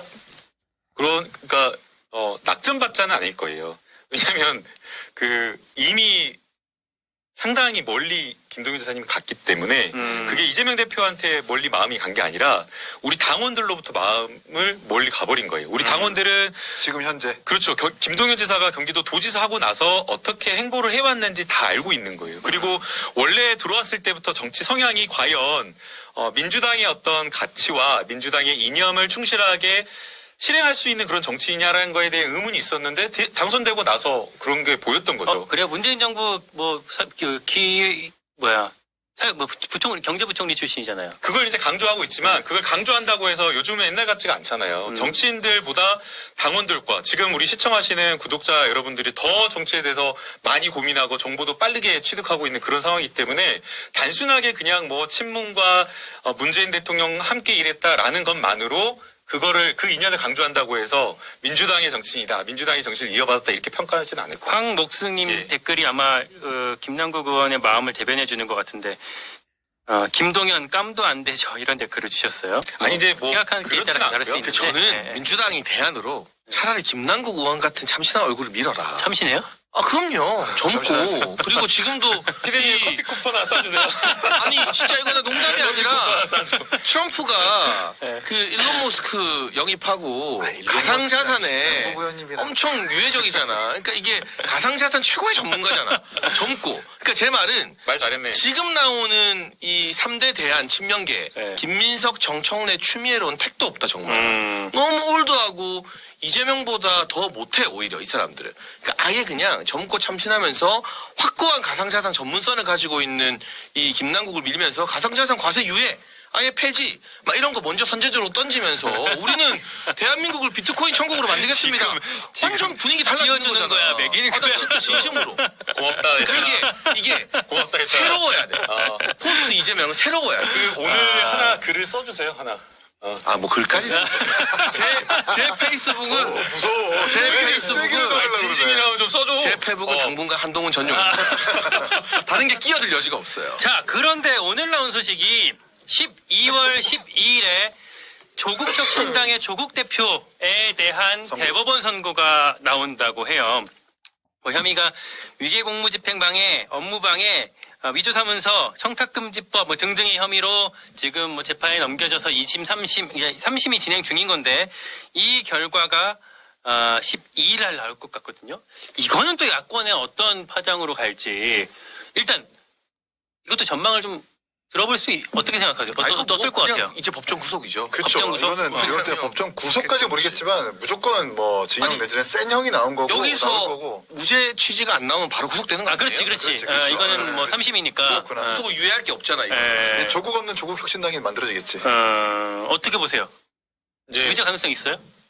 지금 일단은 항소심까지 다 유죄가 나왔기 때문에 파기환송된다는 게 사실은 어려워요. 쉽진 않아요 확률적으로. 근데 이제 그럼에도 법리적인 부분이나 조국 교수님께서 뭐 여러 가지 주장한 것들이 받아들여지기를 희망하고 있는 상황인 거죠.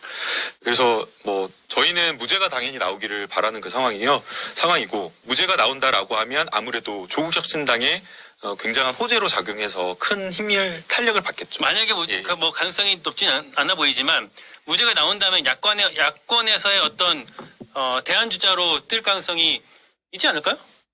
당장은 그렇게 국민의 마음이 이렇게 확 옮겨가지는 않을 것 같아요. 아, 그러니까 민심. 민심이라고 하는 게 사람이 이 사람을 우리의 지도자나 다음에 차기의 어떤 대선 주자로 이렇게 낙점했다, 마음을 줬다라고 하는 게 쉽게 움직이지 않는다라고 보고요. 그 다음에 이제 언론에서는 이재명이 픽한 사람이 된다라는 식으로 말을 하지만 그만큼 단순하진 않다고 생각해요. 과거와 같이 아이씨 내가 이거 이렇게 하니까 이 정치인이 누구 한다고 해서 이런 사안은 아니라고. 그러니까 뭐 국회의장, 뭐 원내대표 안 이거랑은 된다, 다르다. 안 된다고 보는 거죠. 아, 일반 다르다. 유권자의 어떤 그런 마음이라고 민심이라고 하는 건 그렇게 쉽게 움직이지 않고요. 이제 희생하고 뭔가 정말 진짜 그럼 강원에 가면 뭐가 이제 있어요. 신장식 혁신당 되는 겁니까? 관건은 아 갑자기 무슨 소리야? 운하 혁신당이 되느냐, 아 운하 혁신당. 아니면 장식 혁신당이 장식 되느냐, 혁신당이 둘 되느냐. 중에 하나죠. 문화장식 혁신 그럴 수도 있죠. 아, 대법원에서 아, 그게 합쳐서. 문화장실. 운식 자, 우리 지금까지 야권 얘기를 좀 해왔는데 오늘 아직 안 봤어요. 윤석열 대통령 국정수행 지지도 오늘 아침 10시에 발표된 한국갤럽 조사 결과 일단 좀 보고 갈까요? 우리가 발상의 전환을 해서 네. 이제는 MBS를 합시다. 왜요? MBS가 좀 8% 폭등했기 때문에 MBS는 4개 단체가 몰려 있는 데고 우리는 위인설법 안 합니다. 갤럽을 다 하잖아. 아니 이거 인정할 수 없어. 자, 사람이 맞춰서 벌을 역시 바꾸진 않아요. CBS 불순해. 네. 왜 굳이 갤럽을 쓰는 거야? 아니 갤럽이 제일 오래 했잖아요. MBS 로 갤럽과 합시다. 리얼미터. MBS로. 네, MBS 참고해서 보고요. 자, 대통령 직무수행 평가 이번 주에 20% 나왔어요. 아니 20%면 어쨌든 보합 네 보합이고 행보. 10%대까지 내려갔던 입장에서는 그래도 뭐 다행이라고 볼 수 있는 거 아닙니까, 장채고? MBS에서는 27%가 됐습니다. 근데 그거 약간 19에서 핀 거 아니에요? 아니에요. 그게 조항이 질문이 다르더라고. 그러니까 MBS는 매우 잘함, 보통, 못함, 매우 못함이고 네. 갤럽은 잘함, 보통, 못함이야. 그러니까 이게 갤럽은 잘함, 못함. 선택지가 어. 좁아. 더 넓어. 그러니까 네, 이제 네, MBS 같은 경우는 매우 잘함은 아닌데 잘함은 이게 많이 잡히는 거고 여기는 잘함 아니면은 보통 아니면 못함이니까 이게 문항에 따라 이게 차이가 많이 나는 거예요. 이긴 치곤 돼지 소리 냈어요. 왜냐면 저거는 이제 그거지.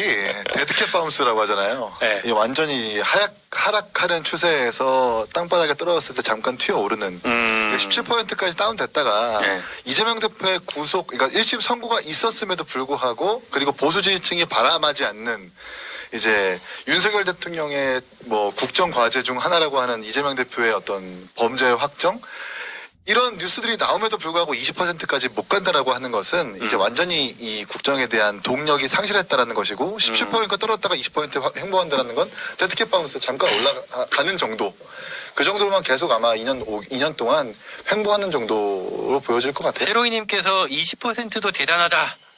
뭐 어떤 의미인지 잘 모르겠지만요. 김남국 의원님 어떻게 보셨습니까?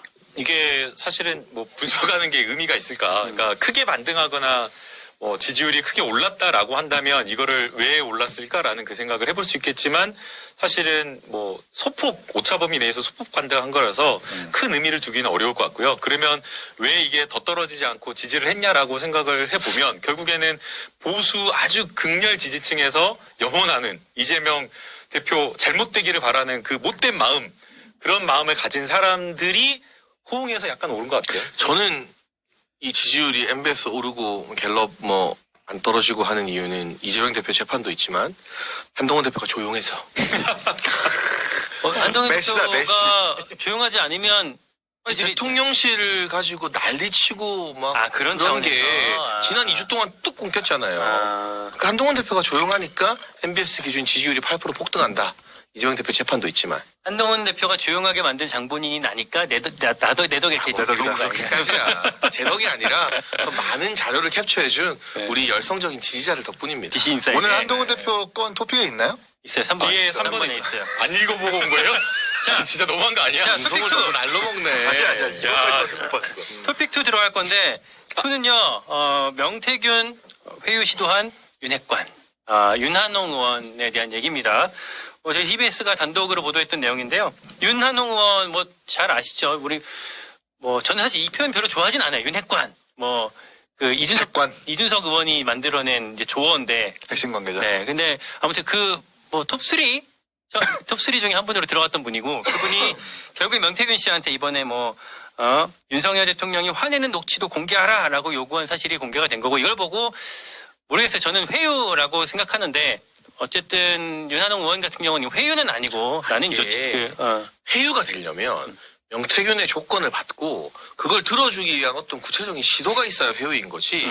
이건 윤한홍 의원이 지역 정치인에게 어떻게 보면 토로하고 하소연한 거죠. 화내고 꾸짖은 거고. 하소연? 예를 들면 왜 너 분명히 대통령이 너랑 관계를 차단하는 전화도 네가 받았고 녹음했을 거잖아. 그거는 정진석 비서실장이 국회 운영위에서 말했거든요. 저도 방송에서 말했고 대통령께서 이 경선 직전에 뭐 전화도 문자도 하지 말라는 식으로 명태균 씨를 좀 화를 내고 꾸짖으면서 관계를 끊었다는 거. 그럼 명태균이 모든 전화를 녹취했으면 그 녹취도 있을 거 아니냐. 그러면 자꾸 이상하게 옛날에 한참 지난 뭐 대통령과의 관계 뭐 이런 것들만 할 게 아니라 관계 끊는 것도 해야 되는 거 아니야?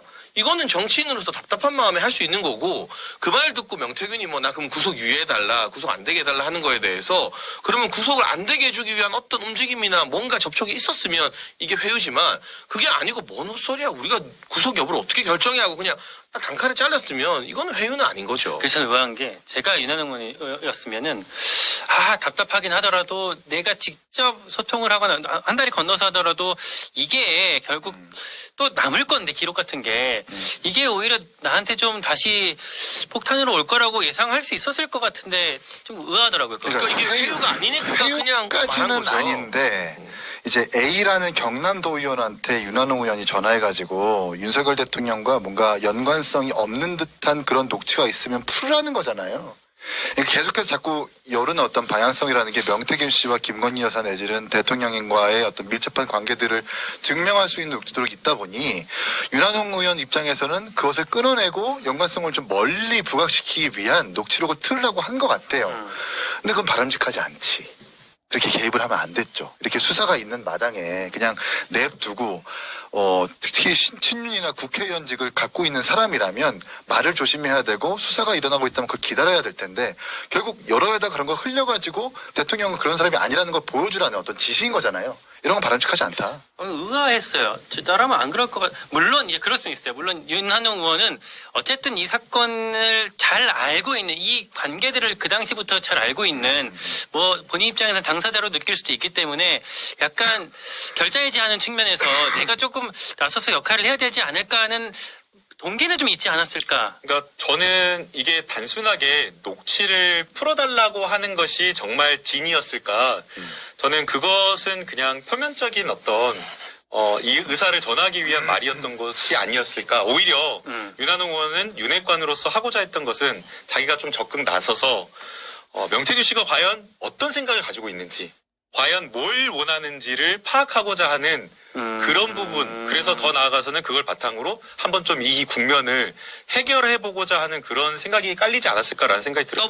떠보기. 그게 만약 아니라고 하면 굳이 이 국면에서 본인이 나서가지고 틀어달라? 녹취 하나 틀어주면 아무 바뀌는 것도 없는데? 그 사실 이해되기가 어렵죠. 윤한홍 의원이랑 명태균 씨랑 사이가 안 좋은 건 다 뭐 이미 다 아는 알고 거죠. 있는 예. 거고 저도 개인적으로 윤한홍 의원, 명태균 이쪽 다 취재했을 때 같은 어떤 반응들을 들었었는데 아무튼 그 양자 간의 어떤 뭔가 대화가 있었다는 것도 사실 좀 너무 의아한데 어쨌든 그렇게 가고 있고 검찰 수사의 방향은 우리가 지난주 지지난주까지만 해도 그 조선일보 기사가 좀 뭐랄까 이준석, 김종인을 소환 조사한다라고 하면서 그쪽 얘기를 언급을 많이 하게 됐었는데 어떤가요? 전 제가 제일 최근에 인상 깊었던 뉴스는 주목하고 있었던 뉴스는 김소연 변호사 사임.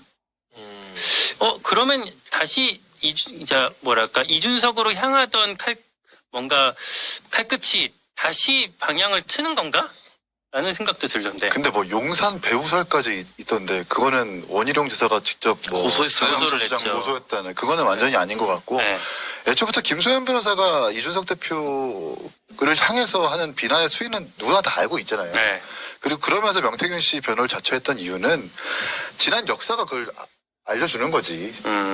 명태균 씨가 가지고 있는 여러 자료를 봐가지고 열람을 해서 이준석 내지는 당내 여러 의원들과 소통한 정황들을 본인이 확인을 하고 그리고 사실 얼마 전에 복당이 됐는데 그런 무기들을 통해서 내가 이 당에서 국민의힘에서 주류의 위치에 서겠다는 정치적 입장밖에 없는 거예요. 그러면서 이제 윤석열 대통령과 김건희 여사를 보호하면 땡큐고 그런 의도니까 이제 아마 변호를 자처한 것 같고 김소연 변호사가 지금 사임하니까 세상이 조용하잖아요. 근데 김소연 변호사가 처음에는 그런 줄 알았어요. 그러니까 타겟을 적당히 이렇게 조정해서 이준석 대표로 타겟을 삼고 윤석열 대통령 내외에는 보호하는 것처럼 처음에 인식을 했는데 지금 뭐 변호를 맡은 다음에 쏟아져 나오는 발언이나 이런 것들을 보면 통제가 안 될 정도예요.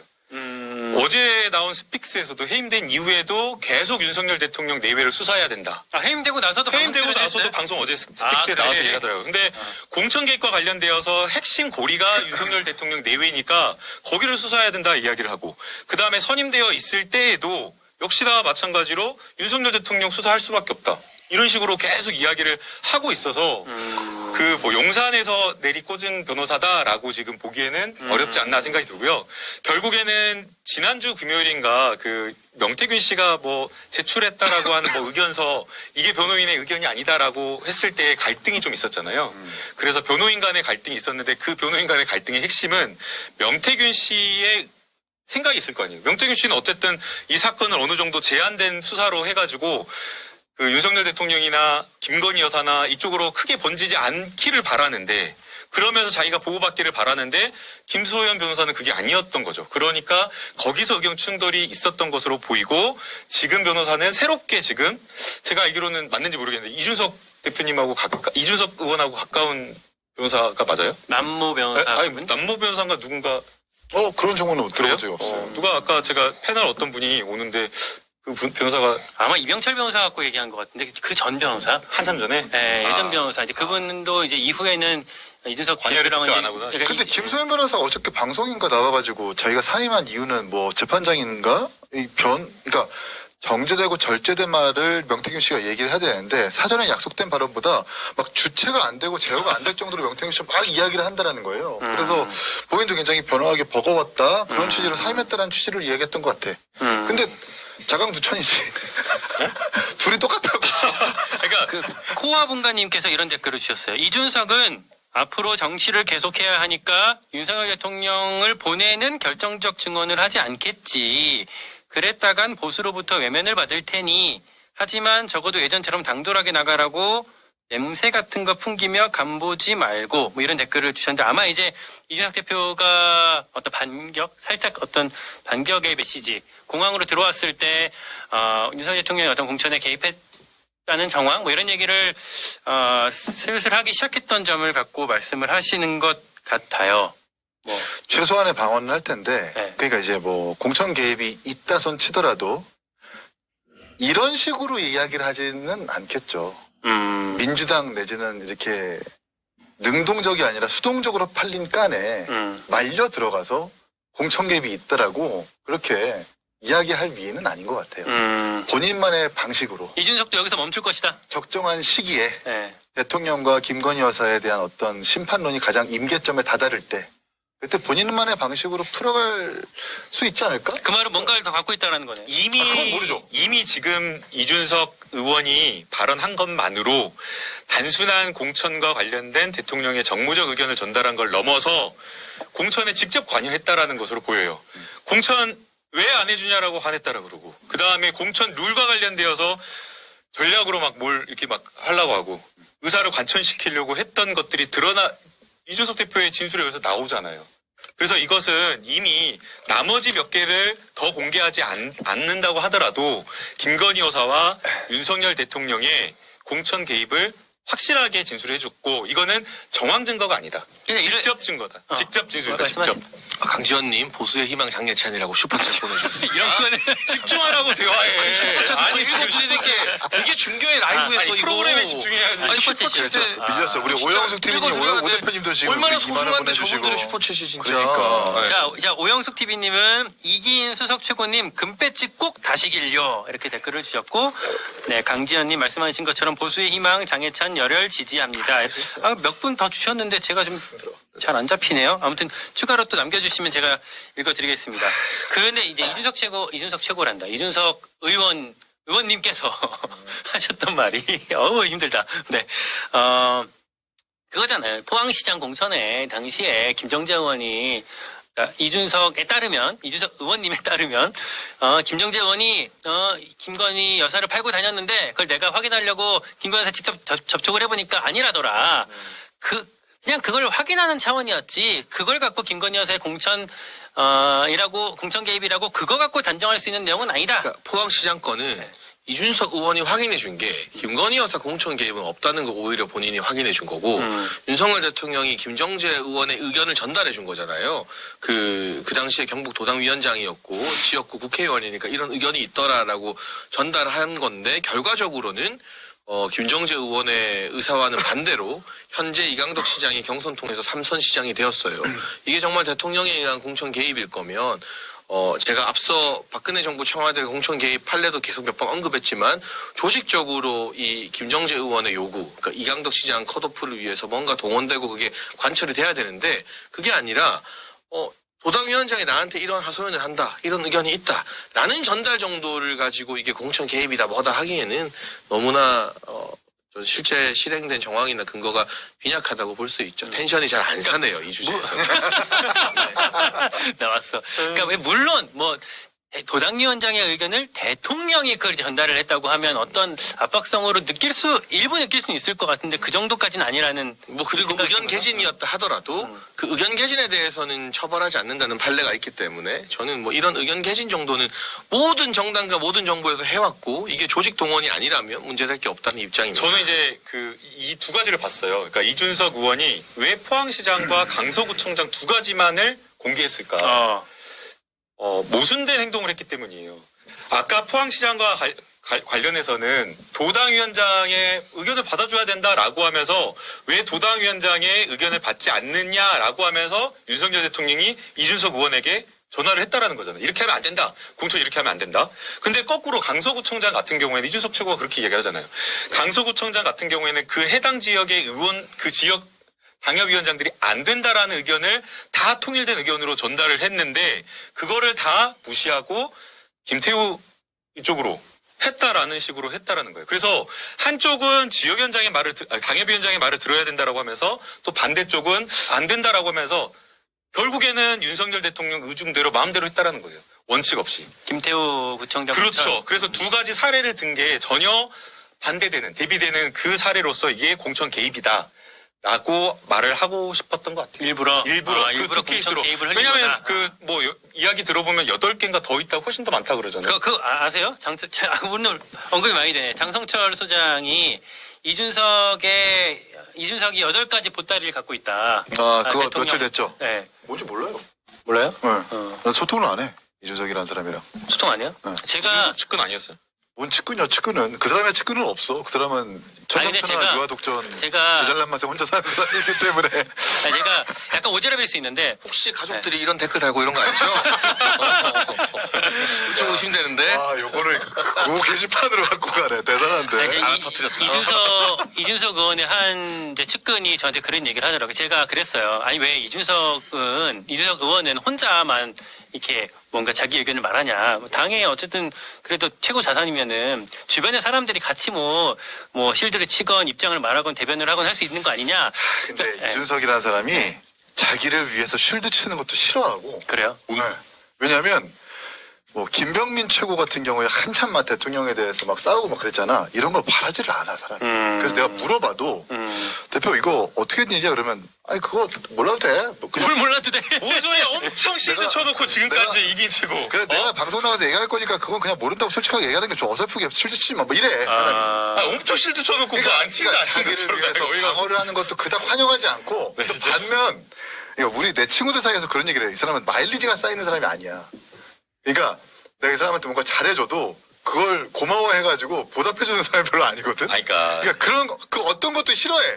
그래가지고 그냥 뭐 확인할 필요도 없이 그냥 아니 제가 모르면 모른다 얘기하는 제가 거야. 하려고 했던 얘기 뭐냐면 그 이준석 대표 측근이 그런 얘기를 하더라고요. 그러니까 한 이긴 최고 정도는 그래도 이준석이랑 소통을 하고 있고 그 입장을 좀 들을 수 있을 거다. 측근 맞네 이준석 측근. 다른 사람들은 잘 소통이 안 되는 그러니까, 이긴 이준석 정도는 측근 이제 된다. 검찰에서 뭐 구체적으로 8가지 설명할 거다 장성철 소장이 얘기했는데 네. 장성철 소장도 그 8가지 내용을 모르고 8가지라는 것만 알걸. 그래요?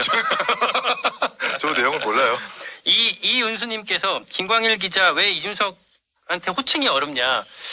네, 호칭 잘할게요. 그러니까 제가 아까 어렵다고 드린 말씀은 뭐냐면 이준석 의원을 제가 만나면 의원님 이렇게 하지 않으니까 이렇게 입에 안 배서 그런 거고 방송에서 그냥 잘 이렇게 호칭을 잠깐 하겠습니다. 이 최고였다가 잠깐 이 대표였다가 또 지금 의원이니까 이게 우리는 헷갈릴 수 있지. 맞아요. 네. 저는 사실 최고라고 옛날에 많이 불렀기 때문에 그럼. 그렇고 저 슈퍼챗 제가 아까 못 체크해드린 게 제가 써놓은 게 있었네요. 성남 총각님 같은 경우에는 제가 다 기록을 못 해놨는데 뭐 이재명 대표 깜빵 가기 혼자 가기 심심하실 테니까 한동훈 대표 같이 가십시오 뭐 이런 얘기를 슈퍼챗에 주셨고 미디어님께서도 뭐 지금 정치 뭐 다 같이 없어졌으면 좋겠다 뭐 이런 댓글을 슈퍼챗으로 남겨주셨습니다.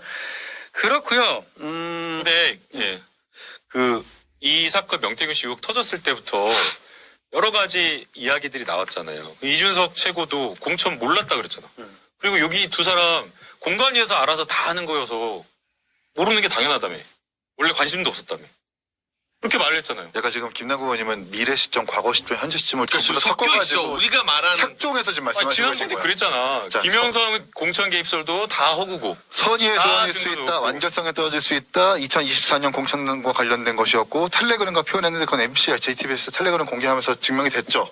단수면 나야 좋지, 경선이 원칙이야 되고. 그건 그러니까. 완결성 떨어지는 게 맞지? 이준석 몰랐다면서. 그러니까 적어도 이준석 관여 안 하고 의원도 몰랐다면서. 22년도 김영선 공천에 대해서 이야기 안 하고 있잖아. 그거에 대해서. 몰랐다면서요. 뭔가 문제가 있다거나 뭐 그러니까 압박이 그게- 있다거나 아니, 이런 그 이야기 봐봐, 안 하잖아. 2022년 김영성 공천 관련해서 그거 이준석이 이야기 안 뭘 하잖아, 알고 진짜. 있어. 봐봐, 몰랐다라고 하는 상징적인 증거가 그거예요. 어? 경선이라 하던데. 지금에 와서도 몰랐다는 이 이야기를 하는 게 맞아요. 아니, 정말 그때 당시 진짜 알았어. 너무 들어봐봐. 웃기는 게 너무 알았으면 잠깐만요. 공천과 관련돼서 모든 사실관계를 다 하고 있는데. 이제 정리하고 나서 가는 게 좋을 것 같아요. 네, 진짜. 2022년 5월 10일 날 윤석열 대통령 녹취. 너무 억지 부리는 10일 날 것도 너무해. 그게 있었죠. 무슨 시기에 취임식이 있었죠. 10일 날이 취임식이었고 그 전날. 그리고 10일 날이 그 공천 발표 날이었을 거예요. 저 김영선 전 의원에 대한 발표. 그리고 5월 9일 날 윤석열 대통령이 녹취가 나온 거예요. 김영선이 좀 내해주라고 했는데 말이 맞네 당에서라고 5월 9일 날 녹취가 나왔고 그 전날인가요?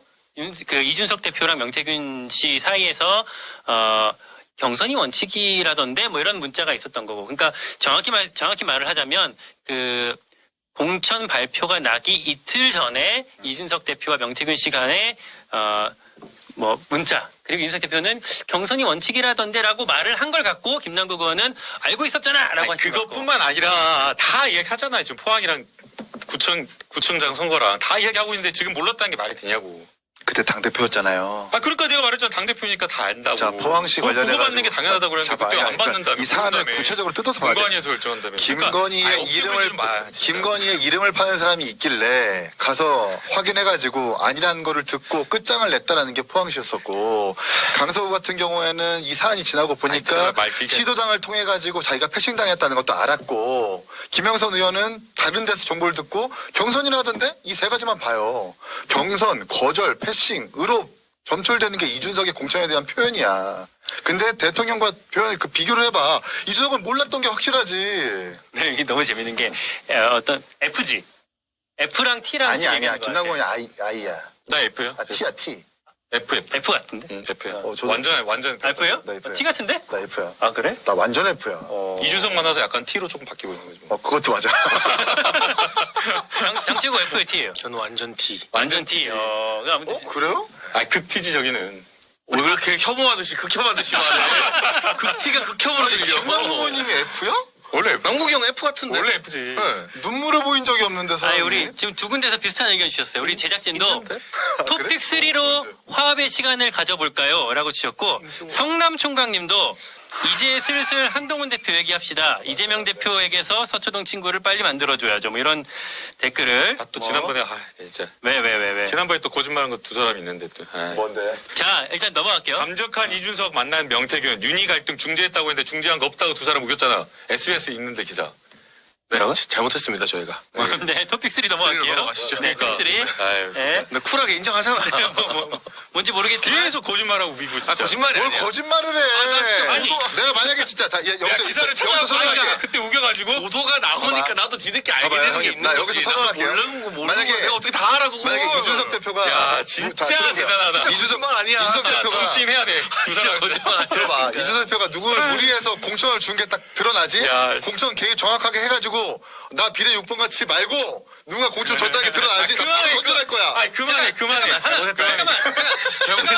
그만해. 아. 넘어가기 전에 사실관계 하나 하자면 그 김남국 의원이 말씀하신 SBS 단독 보도 잠적 중인 이준석을 명태균 씨가 만났다. 그리고 명태균 씨가 본인 말에 의하면 그 당시에 윤석열 대통령 이준석 대표 사이 갈등을 중재했다라고 SBS 보도가 나오는데 다만 이준석 의원은 그런 사실 없다. 당시 김기현 원내대표가 자, 울산에서 정리한 거다라고 반론을 했죠. 명태균 씨가 뭐 호텔가 갔다는 거 인정한다며. 자, 그만 들어봐요. 인정한다며. 인정한다며. 자 토픽 3로 갑시다. 토픽 3. 호텔가 잤다는데 그 자, 옆에 토픽 쓰리로. 수행원들한테 확인했어. 뭔 소리냐? 호텔에서 그 사람 만난 적도 없다라고 얘기했어요. 해운대 호텔에서 같이 잔 거 아니래요? 오보래.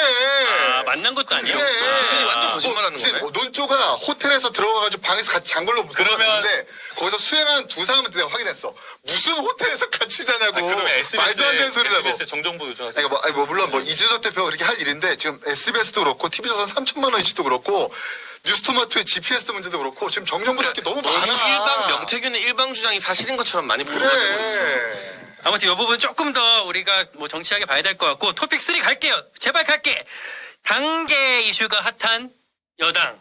핫한 거 맞습니까? 완전 뜨겁죠. 완전 뜨거워요. 이게 핫하지 않으면 조선동화 경향 한겨레가 하루 만에 같이 사설로 이걸 조지겠어요. 원래 작은 일이었는데 이거 엄청 조선동화 커졌지. 너무 커졌어. 제 기억에 조선일보 같은 경우에는 그렇게 안 하다가 안 쓰고 있었는데. 오늘 사설로 예. 이건 한동훈이 직접 밝혀야 된다. 동아도 오늘 사설로 그답지 않은 처신. 네. 사설 제목이 한동훈답지 않은 처신 네가 직접 밝혀라. 경향 한결에 말할 거 없이 조지고. 그러니까 이게 결국에는 일주일 사이에 분위기가 완전 달라졌죠. 지난주 금요일과 이번 주 금요일의 분위기는 또 다른데 어쨌든 우리가 보수의 대표 일간지로 치는 조선동아, 진보의 대표 일간지로 치는 경향 한겨레에서 네 곳에서 사설로 이건 한동훈이 직접 밝혀야 된다. 안 그러면 더 커진다. 이건 뭐냐? 사설로 썼다는 건 뭉개고 넘어가려 하지 마라. 한동훈의 안 입장에서도 뭉개진다. 이 정도면 진짜 압박이 세게 갈 것 같은데. 그럼요. 왜냐하면은 조선일보, 동아일보를 되게 중시하는 그런 이 정치 패턴을 이제까지 보여왔기 국민의힘 때문에. 특히 그렇죠. 네. 저는 뭐 옛날에 국민의힘 출입하면서도 보면은 조선일보의 아침에 기사가 나오면 최고위원 회의의 그 공개 발언들이 다 조선일보 기사로 뭐 이렇게 점철되는 걸 보면서 영향력은 사실 확실히 있다고 뭐 볼 수가 있을 것 같은데. 최근에 보면 한동훈 대표가 주말 사이에 입장을 뭐 발표할 수도 있다. 뭐 이런 얘기도 근데 그게 또 들리는데. 달라요. 이제 뭐 그런 이야기들이 일부 언론이나 일부 기자들이 나오는데 또 다른 측 친한계랑 소통하는 기자들한테 제가 들어보면 아니다. 무조건 뭉개고 간다. 그리고 법꾸라지이기 때문에 이게 압수수색 영장이 안 나올 거라고 보고 있다. 그러면 결국 저 가족 명의로 글을 쓴 사람이 누군지 특정이 안 되고 유야무야 그냥 미궁에 빠진 채로 넘어가려고 한다라는 게 또 굉장히 공신력 있는 주요 매체의 고위급 기자가 저한테 전해준 그쪽 분위기. 그러니까 현장 말진 이런 분들이 아니고 더 위에 윗기수들이 전해준 분위기라 정말 뭔지는 모르겠는데 한동훈 대표가 이거를 어쨌든 조금이라도 매를 덜 맞고 넘어가려면 이재명 대표 1심 나오는 월요일 전에 내일이라도 이거 발표해야 돼요. 우리 가족이 했고 잘못했다. 무릎 꿇고. 그 이후의 후폭풍은 국민과 당원들이 판단할 일이고. 근데 계속 뭉개잖아요. 이거는 한동훈의 정치 인생 내내 꼬리표 이제 낙인이 돼요. 경찰 수사로도 밝혀지겠지만 뭐 법꾸라지처럼 압수수색을 안 하게 막고 뭐 압수수색이 안 될 거다. 이건 다 법적인 이야기고 그럴 거면은 그런 이야기는 압수수색 안 됩니다라는 이야기는 범죄자 변호인이 하는 이야기고 당대표가 정치적으로 이건 압수수색 안 되니까 위법적이지 않으면 문제 없다 이런 이야기 할 거면 정치하면 안 되죠. 나 근데 이걸 이렇게 키울 일인가 싶어요. 당원 게시판 관련해가지고 왜 본인 스스로 이렇게 자처하는지 모르겠어. 이걸 가지고 막 친윤친한 멱살을 잡기 시작했죠. 이게 당원 게시판에 글 가지고 한동훈 대표가 유일한 대안인 것처럼 보도까지 났죠. 뭐 이래버리니까 본인과 가족, 만약 가족들이 연루가 돼 있다면 본인들이 스스로 좀 키운 거야. 그래서 저도 다른 JTBC 방송 나가면서 원래 이거 주제를 안 다루려고 했는데 너무 막 모든 언론 보도들에서 다루다 보니까 안 다룰 수가 없는 지경에 이르렀다라는 거예요. 그 사회자와 작가들이 얘기하는 게. 내가 봤어 그 방송. 그러니까 그 이슈를 원래 이슈가 될 게 아닌데 이슈를 한동훈 대표가 스스로 만들었다. 왜 대답을 못 한다고 보세요? 인정하기 싫으니까 그런 거죠. 원래 한동훈 대표가 만약 사실이 아닌 거였다라고 하면 한동훈 대표가 저렇게 행동했을까요? 한동훈 전문가. 네, 기존의 한동훈이었다라고 하면 기리기리 날뛰면서 아마 대한민국 역사상 자기 장관직을 걸면서 의원들하고 싸운 사람은 한동훈 대표가 처음일 거예요. 장관직을 던지겠다 이게 사실이면 이렇게까지 했잖아요. 그러면 만약 저게 허위 사실이었다라고 하면 또 기리기리 날뛰면서 장해찬 이러면서 막 고소고발 바로 하고 장해찬 막 이렇게 막 뭐 싸우면 거시겠어요? 네? 전 다 걸게요. 아니, 뭐 그러니까 거시겠어요? 이렇게 나왔어야 맞는데 한동훈 대표가 그렇게 안 하는 걸 보면 뭔가 이제 숨기고 싶은 사실이 있다고 봐야죠. 자. 근데 이제 문제는 과연 이걸 가지고 저는 이제 런동훈. 이걸 가지고 아까 이제 이기훈 최고는 이게 이렇게 키울 문제냐라고 한동훈 대표 이렇게 이야기했지만 거꾸로 또 마찬가지예요. 지금 이걸 또 장혜찬 평론가가 이렇게 막 공격하고 키울 필요가 있었나라는 생각도 들어요. 왜냐하면 윤석열 대통령 사과 메시지가 개판이었지만 한동훈 대표가 그 개판인 메시지를 마사지해가지고 친윤과 친한이 손잡는 그 분위기로 화해 분위기로 가는 며칠 있었는데 갑자기 저것 때문에 다시 내전이 일어났어요. 그래서 지금 여론조사 공정에서 거의 6% 가까이 빠졌어요.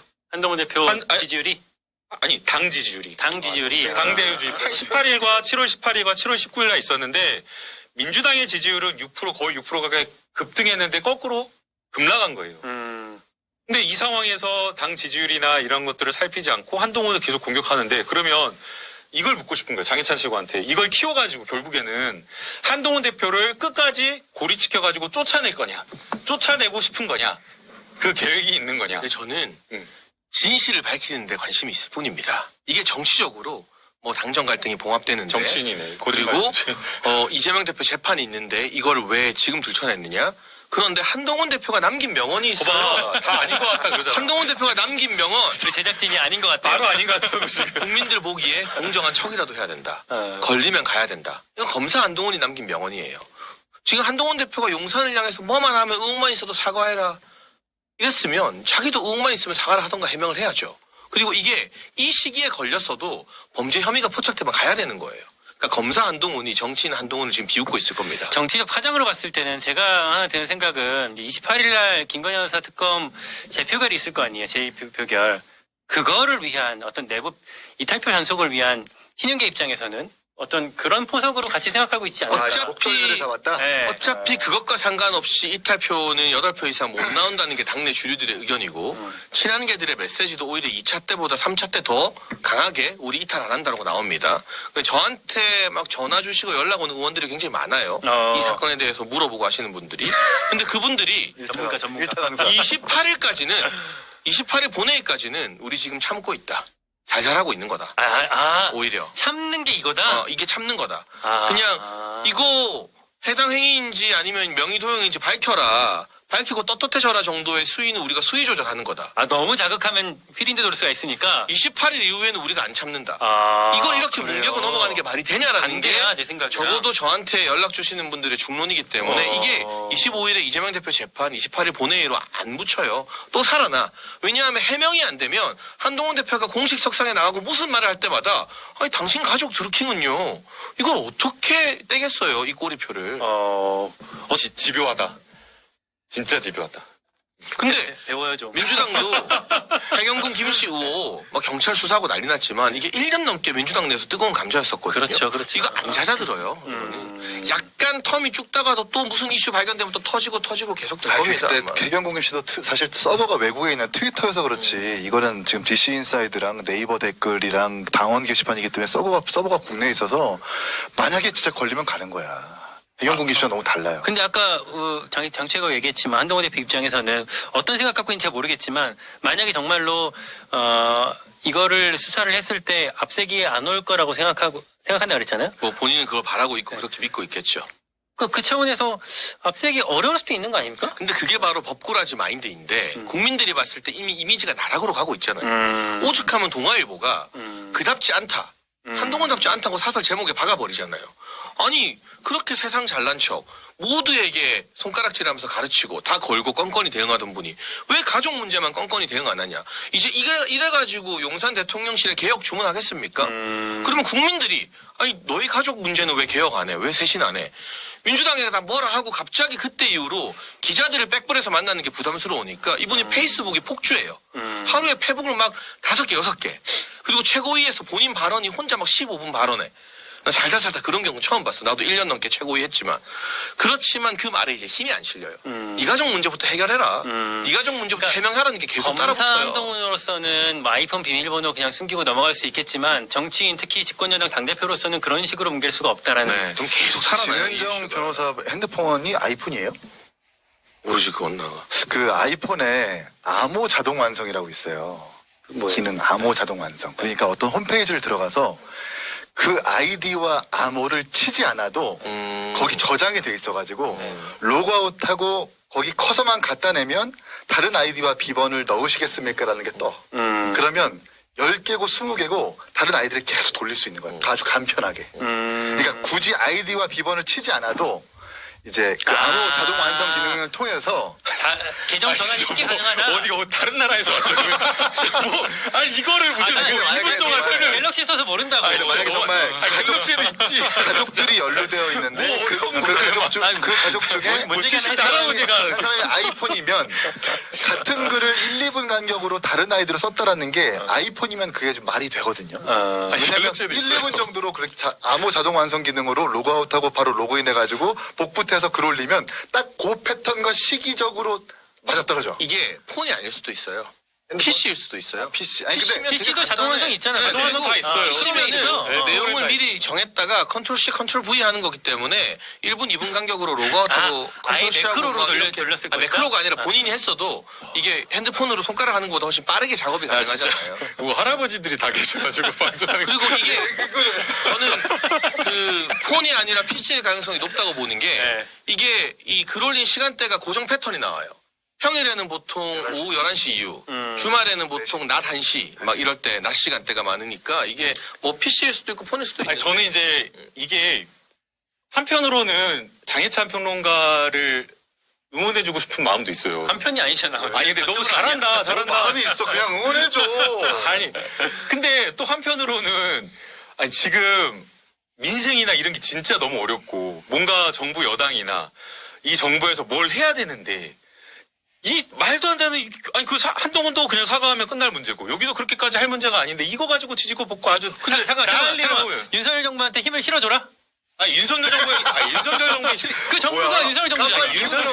윤석열 정부가 힘을 여당이니까 당연히 힘을 실어줘야죠. 갑자기 우회전하네. 민생이나 이런 것들을 풀어가기 위해서. 그러니까 더 중요한 여러 가지 현안 많잖아요. 지금 뭐 대기업들 다 구조조정한다고 그러고 다 허리띠를 졸라매고 그다음에 자영업자들 또 IMF보다 더 힘들다고 어렵다라고 하는 이 시국에 집권 여당에서 이걸 가지고 싸우는 게 과연 그래서 저도 다 이야기 또 중요한 그래서 더 중요한 문제를 논의하기 위해서 한동훈이 빨리 사과해라. 한동훈이 이거 이거잖아. 빨리 이 말. 인정하고 해명해야죠. 그러니까 이 이야기로 꼭 안 그러면 이게 해결이 안 됐어. 그럼 예를 들어 누가 도둑질을 했어. 근데 나라에 월드컵이 있고 중요한 일이 있어. 야 이게 월드컵 있으니까 너 절도한 거 봐줄게. 이 논리랑 똑같은 거예요. 근데 이제 친한 계산 얘기가 그거잖아요. 그러니까 만약에 인정하면 그러니까 일단 뭐 자식이든 뭐 밖에 뭐 팀이든 어쨌든 1단계로 인정을 하게 되면 저쪽에서 분명히 더 치고 와서 더 후벼팔 것이다. 그게 더 바로 힘들어진다. 범죄자들이 이 검찰 조사 앞두고 하는 논리죠. 어. 내가 사실을 인정하면 형이 더 세게 나오는 거 아닐까? 별건으로 다른 범죄 혐의 드러나는 거 아닐까? 그런 이야기를 하는 것부터가 가족 범죄라고 자백하고 있다는 뜻이에요. 그러니까 그럼에도 불구하고 전략적으로 봤을 때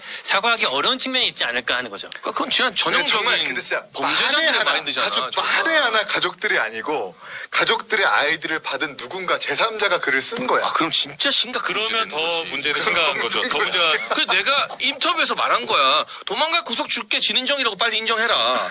그게 그나마 제일 나아. 그래도 업무 방해고 법적인 문제도 있고 도의적 문제도 있지만 만약 가족들이 진인정 변호사가 주도했던 한동훈 대표가 알았던 가족 명의도 인증받아서 외부 팀한테 맡겼다. 이거는 완전 조직 범죄이기 때문에. 근데 저는 외부 팀을 활용했을 가능성도 있다고 봐요. 직접 활용 알고도 그걸 뭐 보고를 받으면서 했을 가능성. 불어올 가능성 있죠. 그때 장혜찬 평론가가 그러지 않았어요? 뭐 여론조성팀 있었다. 그러니까 저는 시선 이제 집중해서. 방송에서 네, 방송에서 얘기했잖아요. 본인들이 좋아하는 이야기를 해달라는 거고 뭐 댓글 작업이나 이런 거는 저와는 전혀 무관하고 네.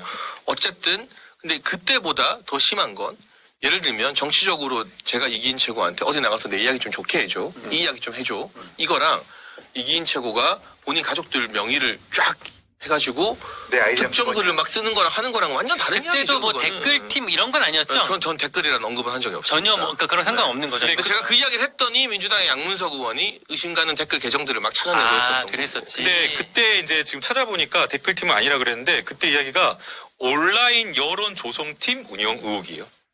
그러니까 비슷한 거지. 뭐 장희찬 최고 말한 게 지금 온라인이라 지금 그랬어요? 장혜찬 최고 이야기한 거는 좀 다른 거예요. 장혜찬 최고는 그 한동훈 대표가 말을 좀 잘 해달라라는 그거였다라고 이야기를 하는데 그때 지금 MBC 라디오 프로그램 김종배의 시선 집중에서 쏟아져 나온 이 말과 멘트와 이야기는 온라인 여론 조성 팀에 대한 이야기거든요. 그럼 다른 거죠. 그게 이제 양문석 방송에 의원이 나와서 여론을 아니, 조성해달라는 그 방송이라고요. 건데. 그러니까. 근데 제가 완전 다른 건데 다른 이야기 한 거잖아. 저는 지금 이제 봐봐 이렇게 살짝 아니 비슷하니까 저는 사실. 왜 저래 정말.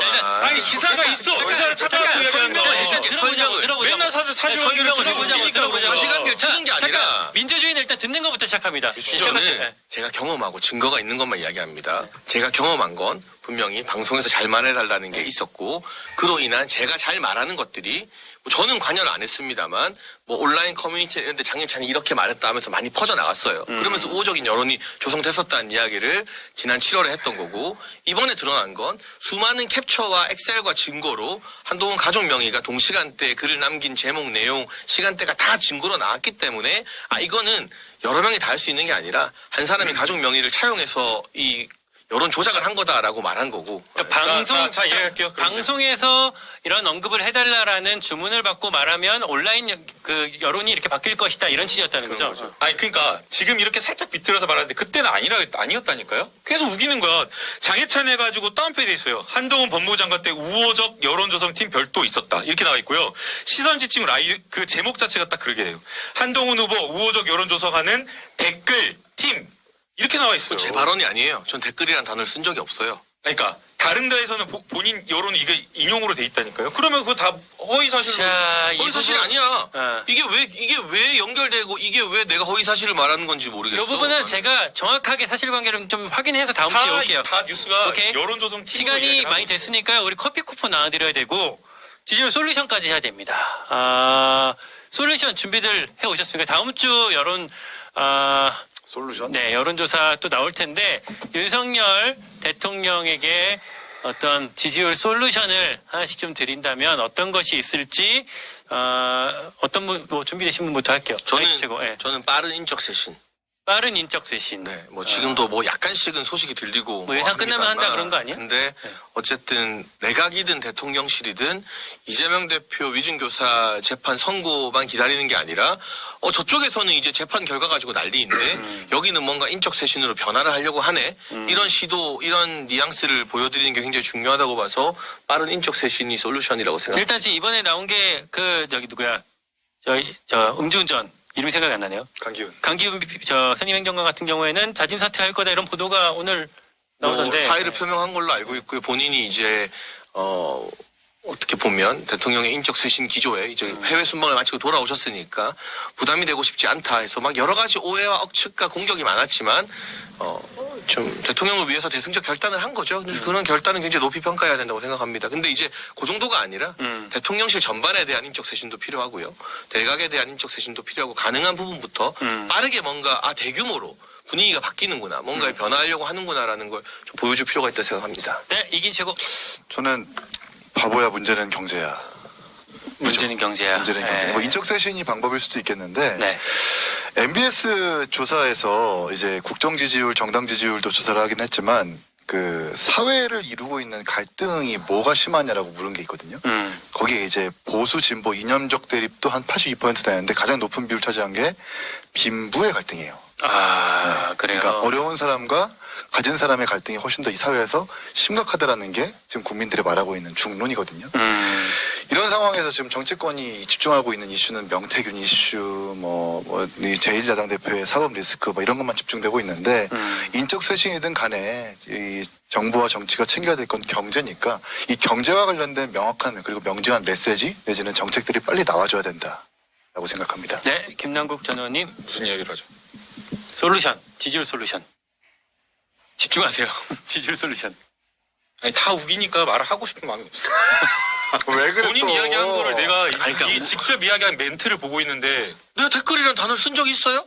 제가 댓글이 썼다 그랬어요. 여러분 아니 아까 그 팀은 그러니까 제목에 있다고 다 방송에서 좋은 말 해달라고 나한테 전달하는 사람이 있었다고. 그거랑 이 댓글 아니, 이거랑 그게 무슨 아니잖아. 상관이냐고. 그거 비틀어갖고 말한 거잖아. 그렇게 말 안 했잖아. 아니, 내가- 여론조정 팀이 있다고 지금. 그러니까 그리고 그다음 진행자 말한 진행자 이거예요. 본인이 우호적인 온라인 여론 조성하는 팀이 별도 있었다 이렇게 이야기하고 진행자가 댓글팀이 법무부 안에 있었냐 아니면 사설로 있었냐라고 하니까 밖에 있었다라고 답변해요. 법무부 아니라고 했고 댓글팀이 나는 그 댓글팀이 진행자 법무부 안에 질문이고 나는 있었냐 댓글 사설 그 인터뷰를 말장난인 끝까지 거지. 읽으세요. 나는 댓글이라는 단어를 쓴 적이 없고 댓글 하면 내가 항상 정정을 해줬어. 이건 여론 조성이라고. 자, 아무튼 여론조정 팀이 오케이, 있었다고 오케이. 직접적인 잠깐 여러분, 여론조정 팀이 자, 있었다고 많은 하는데 분들이 배우고 계십니다. 맞다고 했잖아. 자, 이 두 분 마이크 내려주세요. 마이크 내려주세요. 이거랑 다르지. 내려주세요. 네, 오케이. 자, 여러분, 제 정확한 사실관계는 제가 다음 주에 오케이. 정확한 사실관계는 제가 정확하게 확인해서 다음 주에 말씀드릴게요. 오케이. 잠시만요. 오케이. 스탑. 자, 여러분 여기까지 할게요. 고맙고요. 우리 저희 커피 쿠폰은 좀 나눠드려야 되니까요. 싸우지 저희 마. 약속 드린 거니까 알렉스님 광이라 고생이 많다. 네, 감사합니다. 알렉스님 커피 쿠폰 한 장 드리고요. 이게 최고. 커피 쿠폰 좀 골라주세요. 오늘 커피 쿠폰은 네. 둘이 화해하라고 김남국과 장혜찬한테 보내주고 싶네요. 네, 두 분은 제가 커피 따로 사드릴게요. 알겠습니다. 네. 김성욱님 바로 대기인 출연 시간 아깝다고. 대기인 출연했는데 시간이 아깝다고요? 아, 방금 저분은 예, 네. 그러니까 보였던 제 이름을 언급해주신 네. 김성욱님, 그리고 지난주에 이어서 이번 주에도 슈퍼챗 보내주신 우리 성남총각님한테도 네, 우리 커피 쿠폰 보내주셨으면 좋겠습니다. 네, 지금 호명되신 분들은요, 저희 지질재체크 이메일, 우리 지금 댓글창이 떠 있거든요. 이메일로 본인의 말씀드렸던 닉네임과 휴대전화 번호를 남겨주시면, 그 휴대전화 번호를 통해서 저희가 커피 쿠폰을 나눠드리도록 하겠습니다. 내게 강 같은 평화, 내게 강 같은 평화. 아니, 몇 번인지 오케이. 모르겠어요. 자, 이번 여기까지 하고요. 저희 주장과 반박이 네. 있고 그것을 네. 존중하는 지지율 대책회의가 됐으면 좋겠습니다. 좋겠습니다. 저희는 다음 주 금요일 오후 2시에 찾아뵙겠습니다. 고맙습니다. 김남국 화이팅!